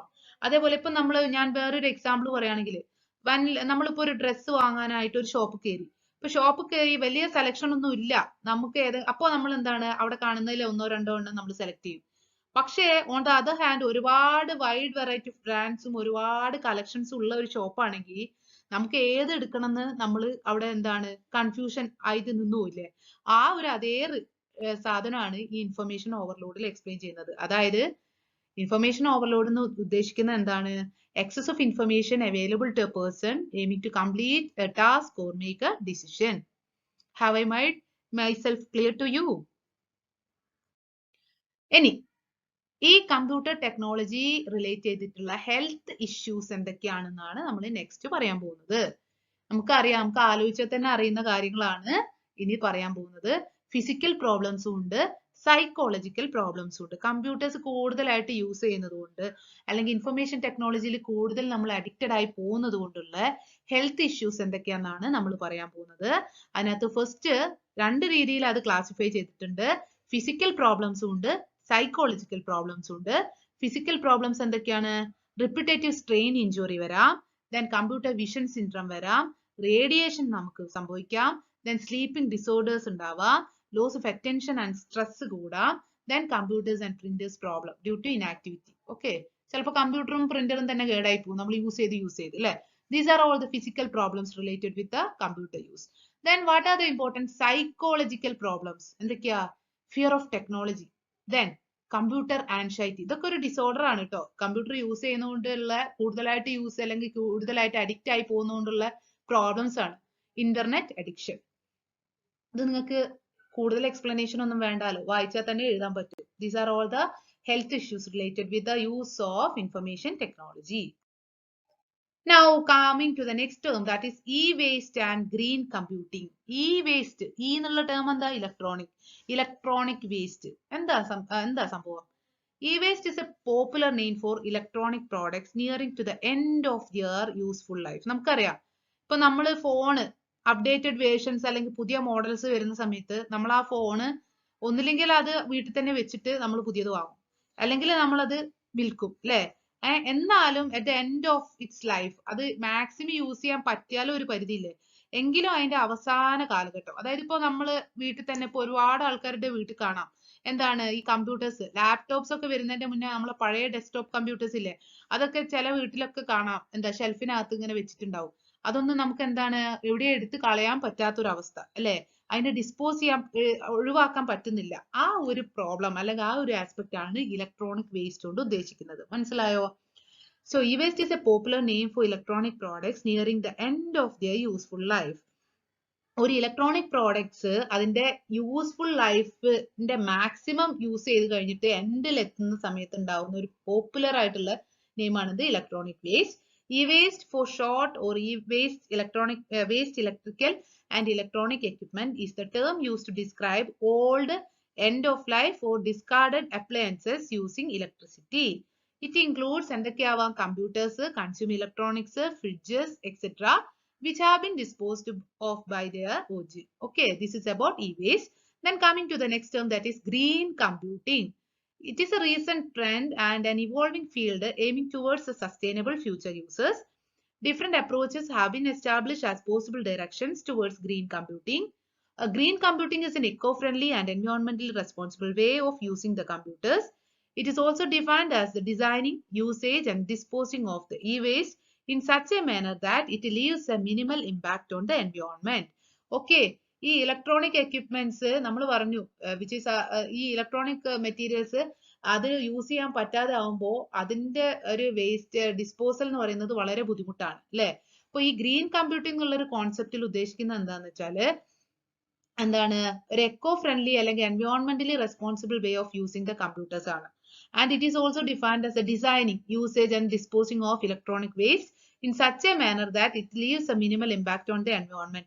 എൻവയോൺമെന്റിന് കൂടുതൽ damage ഉണ്ടാക്കാത്ത രീതിയിൽ electronic equipments അതിന്റെ ഒരു disposal അല്ലെങ്കിൽ അതിനെ യൂസ് ചെയ്യുക, അതിന്റെ ഡിസ്പോസൽ ഒക്കെ അത് അധികം ബുദ്ധിമുട്ട് എൻവയോൺമെന്റിന് ഉണ്ടാക്കാത്ത രീതിയിൽ നടത്തുന്നതിനാണ് നമ്മൾ എന്ത് പറയുന്നത്, ഗ്രീൻ കമ്പ്യൂട്ടിംഗ് എന്ന് പറയുന്നത്. Okay, so green computing comprises the basic objectives that can be achieved by every individual involved right from manufacturing to using the electronics. ഈ ഗ്രീൻ കമ്പ്യൂട്ടിംഗിൽ വരുന്ന മെയിൻ ആയിട്ടുള്ള ആസ്പെക്ട്സ് എന്തൊക്കെയാണെന്ന് അറിയോ? Minimising energy consumption, then utilizing the green energy, then minimizing the equipment disposal requirements, and recycling is one of the most significant green practice that contributes to green computing. This is about e-waste and green computing. Then coming to the recent e-governance initiatives in India. The എന്ന് പറഞ്ഞാൽ എന്താ, electronic governance initiatives in India എന്തൊക്കെയാണെന്നാണ് നമ്മൾ ഇനി നോക്കാൻ പോകുന്നത്. E-governance is basically associated with carrying out the functions and achieving the results of governance through the utilization of ICT. ഈ ICT യുടെ ഫുൾ ഫോം എന്താണ്? That may be asked as a question. Okay, multiple choice ക്വസ്റ്റ്യനിലോ അല്ലെങ്കിൽ 1 mark ക്വസ്റ്റ്യൻസിലോ ഒക്കെ ചോദിക്കാറുണ്ട്. What do you mean by ICT? ICT simply stands Information and Communication Technology. Okay. While governance relate to safeguarding the legal rights of all citizens, an equally important aspect is concerned with ensuring equitable access to public services and the benefit of economic growth to all.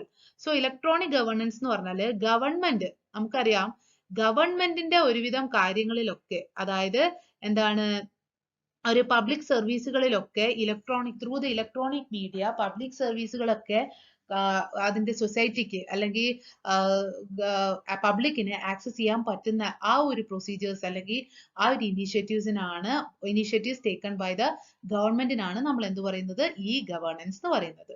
However, this would require the government to change itself, its process, its outlook, laws, rules, regulations, and also its way of interacting with the citizens. It would also require capacity building within the government and creation of general awareness about e-governance among the citizens. ഇനി നമ്മൾ പറയാൻ പോകുന്നത് types of government interaction in E-governance. നമ്മൾ പറഞ്ഞു electronic governance എന്ന് പറഞ്ഞാല് government അല്ലെങ്കിൽ ഗവൺമെന്റിന്റെ കാര്യങ്ങൾ, അല്ലാതെ ഗവൺമെന്റ് സമൂഹത്തിന് വേണ്ടി ചെയ്തു കൊടുക്കുന്ന കാര്യങ്ങളിലൊക്കെ അതൊക്കെ ത്രൂ ഇലക്ട്രോണിക് മീഡിയ ആക്കുക. ആ ഒരു പ്രോസസ് ആണല്ലോ ഇ ഗവേണൻസ്. എന്തൊക്കെയാണ് ഗവൺമെന്റിന്റെ ഇന്ററാക്ഷൻസ് എന്നാണ് നമ്മൾ പറയുന്നത്. ഗവൺമെന്റ് ടു സിറ്റിസൺസ് ഇനീഷ്യേറ്റീവ്സ് എന്തൊക്കെയാണ്? Government to citizen G2C initiatives എന്തൊക്കെയാണെന്നാണ് നമ്മൾ ഇനി നോക്കാൻ പോകുന്നത്. എന്തൊക്കെയായിരിക്കും government to citizens? Government to citizens എന്ന് പറഞ്ഞാൽ അതിനകത്ത് എന്തൊക്കെയാണ്? Computerisation of land records, then Bhumi project, then Lokyani, then Gyandoot, then Project Friends in Kerala. Friends നമുക്ക് എല്ലാവർക്കും ഫെമിലിയർ ആണല്ലേ? Project friends. then E-Mitra project in Rajasthan, then E-Seva in Andhra Pradesh. ഇതൊക്കെ പറയുന്നത് നമ്മുടെ ഇന്ത്യയിലുള്ള ആക്ടിവിറ്റീസ് ആണ്, ഇന്ത്യയിലുള്ള ഇ ഗവേണൻസ് പ്രോഗ്രാംസ് ആണ്. നമ്മൾ ഇതിനകത്ത് പ്രോജക്ട് ഫ്രണ്ട്സ് ഇൻ കേരള മാത്രമേ ഉള്ളൂ നമ്മുടെ കേരളത്തിലുള്ള ഇ ഗവേണൻസ് പ്രോഗ്രാം. ഈ കമ്പ്യൂട്ടറൈസേഷൻ ഓഫ് ലാൻഡ് റെക്കോർഡ്സ് ഉദ്ദേശിക്കുന്നത് എന്താണ്?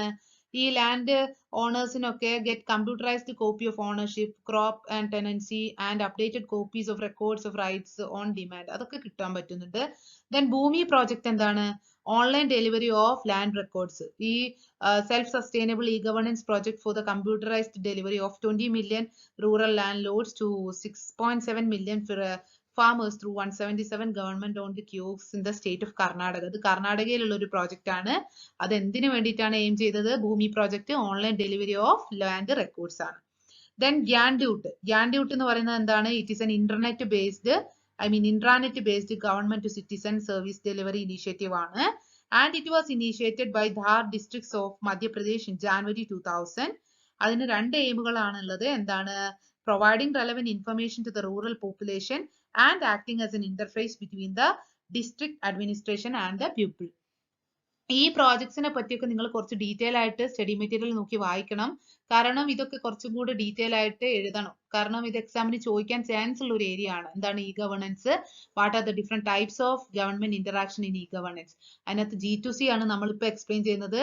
ഒന്ന് കമ്പ്യൂട്ടറൈസേഷൻ ഓഫ് ലാൻഡ് റെക്കോർഡ്സ് ആണ്, രണ്ട് ഭൂമി പ്രോജക്ട്, ദെൻ മൂന്നാമത്തത് ഗ്യാൻഡ്യൂട്ട്, നാലാമത്തത് ലോക്യാനി പ്രോജക്ട് എന്ന് പറയുന്നത് ഉത്തർപ്രദേശിലുള്ള ഒരു പ്രോജക്റ്റ് ആണ്.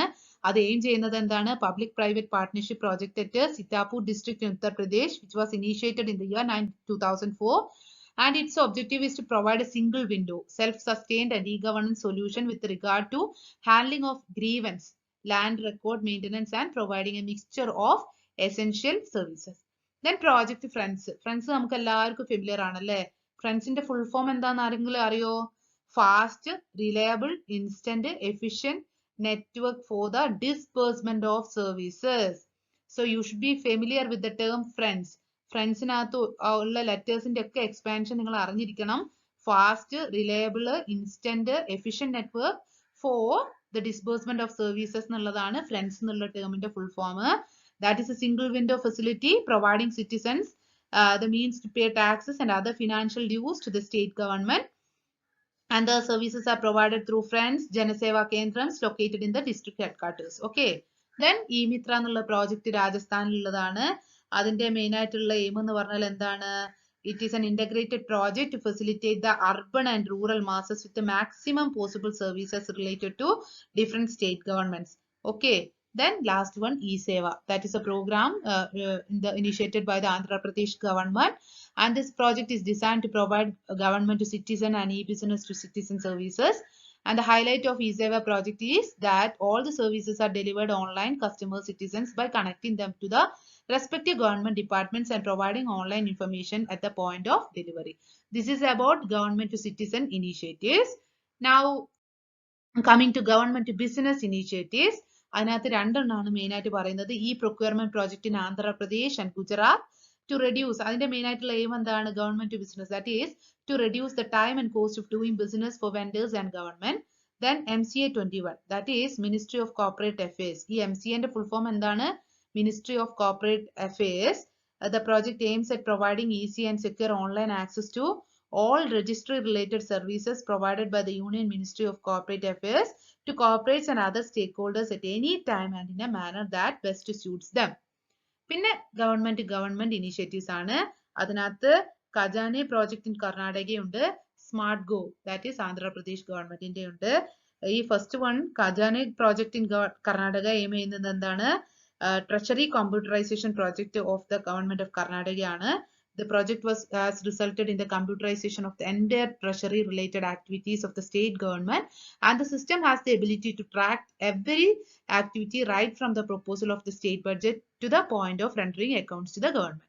Then smart government ennulla program, it was introduced by Andhra Pradesh government, and it was developed to streamline operations, enhance efficiency through workflow automation and knowledge management for the implementation in Andhra Pradesh Secretariat. These are all the e-governance programs. Government to business ഉണ്ട്, government to customer ഉണ്ട്, government to government ഉണ്ട്. നിങ്ങൾ കുറച്ചും കൂടി detail ആയിട്ട് ഇത് വായിച്ച് പഠിക്കുക തന്നെ വേണം കേട്ടോ. Okay. Okay, now we are moving on to the last module, that is fifth module, digital marketing. Digital marketing. What do you mean by digital marketing? It is a process of promoting a brand, service or product in the internet. So marketing activities which are carried on through the media, that is internet kude nammal marketing activities carried on cheyyumboഴാണ് അത് എന്തായി മാറുന്നത്, digital marketing ആയി മാറുന്നത്. So digital marketing എന്ന് പറഞ്ഞാൽ എന്താണ്? It is a process ആണ്. എന്താണ്? Process of promoting a brand അല്ലെങ്കിൽ ഒരു service അല്ലെങ്കിൽ ഒരു product ത്രൂ ഇന്റർനെറ്റിൽ കൂടെ നമ്മൾ പ്രൊമോട്ട് ചെയ്യുന്നതിനാണ് നമ്മൾ എന്തെന്ന് പറയുന്നത്, ഡിജിറ്റൽ മാർക്കറ്റിംഗ് എന്ന് പറയുന്നത്.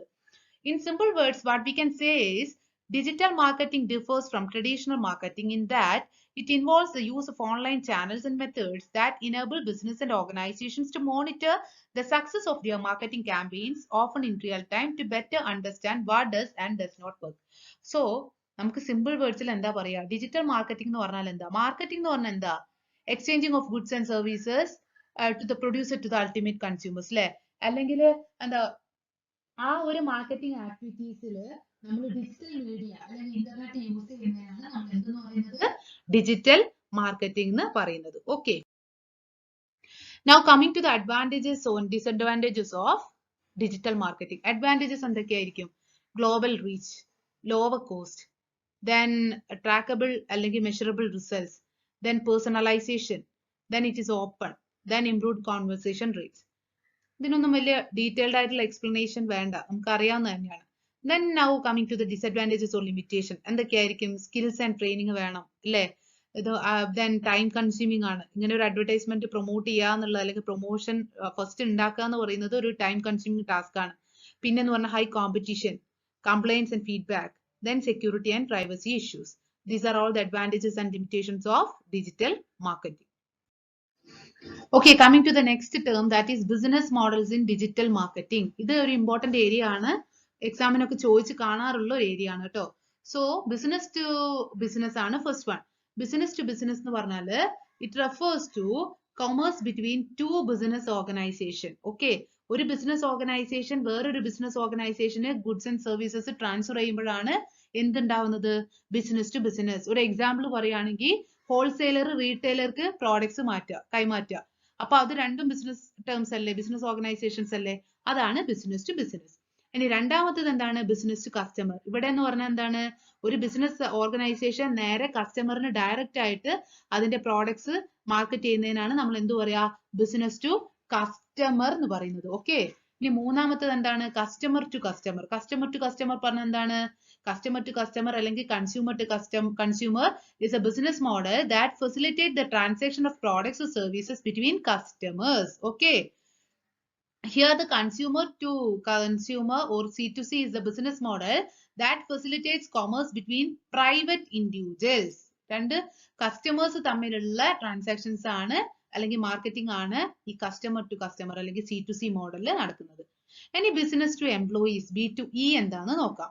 ബിസിനസ് ടു എംപ്ലോയീസ് എന്ന് പറഞ്ഞാൽ എന്താണ്, an approach in which the focus of business is the employee rather than the consumer. ഇവിടെ കസ്റ്റമറിനല്ല ഫോക്കസ് ചെയ്യുന്നത്, വേറെ ആരെയാണ് ഫോക്കസ് ചെയ്യുന്നത്, എംപ്ലോയീസിനാണ് നമ്മൾ ഫോക്കസ് ചെയ്യുന്നത്. Okay, so the B2E approach grew out of the ongoing shortage of information technology workers. In a broad sense, B2E encompasses everything that business do to attract and retain well-qualified staff in a competitive market, such as aggressive recruiting tactics, benefits, educational opportunities, flexible hours, bonuses, and employee empowerment strategy.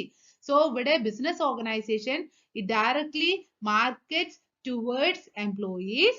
That is products transfer ചെയ്യല്ല, rather than നമുക്കറിയാം employees എന്ന് പറഞ്ഞാൽ ഈ ഒരു information technology കാലഘട്ടത്തിൽ ഇങ്ങനെ aware ആയിട്ടുള്ള അല്ലെങ്കിൽ പ്രൊഫഷണൽ നോളജ് ഉള്ള എംപ്ലോയീസിനെ കിട്ടുക എന്ന് പറയുന്നത് ബുദ്ധിമുട്ടാണ് അല്ലെ. സോ ഇവിടെ സംഭവിക്കുന്നത് എന്താന്ന് വെച്ചാൽ ബിസിനസ് ഓർഗനൈസേഷൻ വെൽ ക്വാളിഫൈഡ് ആയിട്ടുള്ള സ്റ്റാഫിന് കോമ്പറ്റീറ്റീവ് മാർക്കറ്റിൽ അട്രാക്ട് ചെയ്യുക, അവരെ റീറ്റെയിൻ ചെയ്ത് കൊണ്ടുപോകാനുള്ള പ്രൊസീജിയേഴ്സ് ആണ് ഇവിടെ നടത്തുന്നത്. Then last one, business to government. A business model that refers to business selling products, services or information to governments or government agency. ഇവിടെ ബിസിനസ് ഓർഗനൈസേഷൻ ഡീൽ ചെയ്യുന്നത് ആരുമായിട്ടാണ്? ഗവൺമെന്റുമായിട്ടാണ്. അതുകൊണ്ടാണ് ഇതിനെ B2G നെറ്റ്വർക്ക്സ് എന്ന് പറയുന്നത്. Here in this model provide a way for business to bid on government projects or products that government might purchase or need for their organization. ഇത് government ആയിട്ട് മറ്റേ എന്താ പറയാ നമ്മൾ പറയില്ലേ കോൺട്രാക്റ്റിലൊക്കെ എൻട്രി ചെയ്യുക, അങ്ങനെയുള്ള കാര്യങ്ങളൊക്കെയാണ് ബിസിനസ് ഓർഗനൈസേഷനും ഗവൺമെന്റും തമ്മിലുള്ള ട്രാൻസാക്ഷൻസ് ആണ് ഈ B2G ഗവൺമെന്റിൽ വരുന്നത്, B2G മോഡലിൽ വരുന്നത്. So these are the business models in digital marketing. This is very important area. You have to read your study material in detail and then prepare for the exam. Business to business, business to customer, customer to customer, business to employees and business to government. Now coming to the next term, that is online advertising. Advertising എന്ന് പറഞ്ഞാൽ നമുക്കറിയാം ഒരു product ഒരു manufacturer produce ചെയ്ത് വെച്ചാൽ മാത്രം അത് സെല്ലാവില്ല. ആ ഒരു പ്രോഡക്റ്റിനെ പറ്റിയിട്ടുള്ള ഇൻഫർമേഷൻസ് കമ്മ്യൂണിക്കേറ്റ് ചെയ്താൽ മാത്രമേ ഉള്ളൂ ആ പ്രോഡക്റ്റിനെ പറ്റിയിട്ട് കസ്റ്റമേഴ്സ് അവെയർ ആവുക അല്ലെ. സോ ഈ ഒരു advertisement through the online media അല്ലെങ്കിൽ ഡിജിറ്റൽ വഴി ചെയ്യുന്നതിനാണ് നമ്മൾ എന്തെന്ന് പറയുന്നത്? ഓൺലൈൻ അഡ്വർടൈസിംഗ് എന്ന് പറയുന്നത്. Okay, so online advertising is a marketing strategy that involves the use of internet as a medium to obtain website traffic and target and deliver marketing messages to the right customers. So here the medium is internet. A major advantage of online advertising is the quick promotion of a product information without geographical boundary limits. Major ആയിട്ടുള്ള ഒരു advantage എന്ന് പറയുന്നത് എന്താണ് online advertising കൊണ്ട്? Quick promotion of product ആണ് അല്ലെ. പെട്ടെന്ന് ഒരു പ്രോഡക്റ്റിനെ പ്രൊമോട്ട് ചെയ്യിക്കാൻ പറ്റും. നമുക്കറിയാം ഇപ്പൊ ഒരു അഡ്വർടൈസ്മെന്റ്സ് നമ്മൾ പത്രത്തിലൊക്കെ കൊടുക്കുകയാണെങ്കിൽ ഓരോ റീജിയണലിലുള്ള പത്രത്തിലും നമ്മൾ കൊടുത്താൽ മാത്രമേ ഉള്ളൂ ആൾക്കാരിൽ ആക്സസ് ചെയ്യാൻ പറ്റുക. പക്ഷേ നമ്മൾ ഇന്റർനെറ്റ് വഴിയാകുമ്പോൾ ഒരൊറ്റ അഡ്വർടൈസ്മെന്റ് കൊണ്ട് അത് ലോകം മുഴുവൻ കാണിക്കാൻ പറ്റും അല്ലെ. This is one of the important advantage of online advertising. ഇനി ടൈപ്സ് ഓഫ് ഓൺലൈൻ അഡ്വർടൈസിംഗ്സ് എന്തൊക്കെയാ? നേറ്റീവ് അഡ്വർടൈസിംഗ് ഉണ്ട്, സെർച്ച് എഞ്ചിൻ മാർക്കറ്റിംഗ് ഉണ്ട്, ഡിസ്പ്ലേ അഡ്വർടൈസിംഗ് ഉണ്ട്, മൊബൈൽ അഡ്വർടൈസിംഗ് ഉണ്ട്, സോഷ്യൽ അഡ്വർടൈസ്മെന്റ്സ് ഉണ്ട്, പിന്നെ റീടാർഗറ്റിംഗ് അല്ലെങ്കിൽ റീമാർക്കറ്റിംഗ്സ് ഉണ്ട്, ദെൻ ഇലക്ട്രോണിക് മാർക്കറ്റിംഗ് ഉണ്ട്, ഡിജിറ്റൽ സൈനേജ് ഉണ്ട്, ദെൻ വീഡിയോസ് മാർക്കറ്റിംഗ് ഉണ്ട്. These are all the different types of online advertising. ഇനി പേ പെർ ക്ലിക്ക് എന്ന് പറഞ്ഞാൽ എന്താണ്? Pay per click advertising. Pay per click advertising, the short form is PPC, is an online advertising model in which advertisers pay each time a user clicks on one of their online ads. There are different types of PPC ads, but one of the most common type is the paid search ad. These ads appear when people search for things online using a search engine like Google, especially when they are performing commercial searches, meaning that they are looking for something to buy. This could be anything from a mobile search, someone looking for pizza near me on their phone, to a local service search, someone looking for a dentist or a plumber in their area, to someone shopping for a gift, Mother's Day flowers, or a high-end item like enterprise software. All of these searches trigger pay-per-click ads. In pay-per-click advertising, business running ads are only charged when a user actually clicks on their ad. Hence the name pay per click. Okay. ഇപ്പൊ ഈ pay per click എന്ന് പറഞ്ഞാൽ എന്താന്ന് മനസ്സിലായോ? ഈ ഒരു അഡ്വർടൈസ്മെന്റില് business organisations അവർ advertisement കൊടുക്കുന്നത് എങ്ങനെയാ? യൂസർ അങ്ങനത്തെ റിലേറ്റ് ചെയ്തിട്ടുള്ള മാറ്റേഴ്സ് അല്ലെങ്കിൽ യൂസർ ആ ഒരു അഡ്വർടൈസ്മെന്റ് ക്ലിക്ക് ചെയ്യുമ്പോൾ മാത്രമേ ഉള്ളൂ ആ ഒരു അഡ്വർടൈസ്മെന്റ് ആക്റ്റീവ് ആവുക. That is termed as pay per click. ഇനി ലാസ്റ്റ് ഏരിയ ആണ് search engine ads. Search engine advertisement എന്ന് പറഞ്ഞാൽ എന്താ? Search engine advertising is a branch of online marketing. Here the advertisement is in the form of a text or images are posted on search engines. നമുക്കറിയാം search engines ആണ് എന്ത്? Google, Bing, Yahoo അങ്ങനത്തെ കാര്യങ്ങളൊക്കെ. അതൊക്കെ search engines ആണ്. അപ്പൊ ആ ഒരു search engines അതായത് ആ advertisements in the form of a text or images that are posted on search enginesന്റെ കൂടെ advertisements പോസ്റ്റ് ചെയ്യുന്നതിനാണ് നമ്മൾ എന്ത് പറയാ? Search engine ads എന്ന് പറയാം. These ads then appear prominently in the SERP, that is search engine result pages, and this method belongs to the main source of income for search engine providers. And search engine advertising is a cost-effective way to promote, improve business and brands, as appearing high up in the SERPs make brands and product more visible. So search engine advertisement എന്ന് പറഞ്ഞാൽ advertisement which are given through search engines like Google, OB. Okay. Then social media channels and ads. Social media advertisement നമുക്കറിയാലോ. ഇപ്പോൾ search engine ads എന്ന് പറഞ്ഞാൽ search engines ആയ ഗൂഗിളിന്റെയും യാഹൂവിന്റെ ഒക്കെ കൂടെ അഡ്വർടൈസ്മെന്റ്സും promote ചെയ്യുന്നതാണ് നമ്മൾ സെർച്ച് എഞ്ചിൻസ് ads എന്ന് പറഞ്ഞാൽ. ഇനി social media channels and ads എന്ന് പറഞ്ഞാൽ എന്താ? Here, social media marketing is the use of social media platforms to connect with your audience, to build your brand, increase sales and drive website traffic. നമുക്കറിയാം social media ആയ Facebook, അല്ലേ?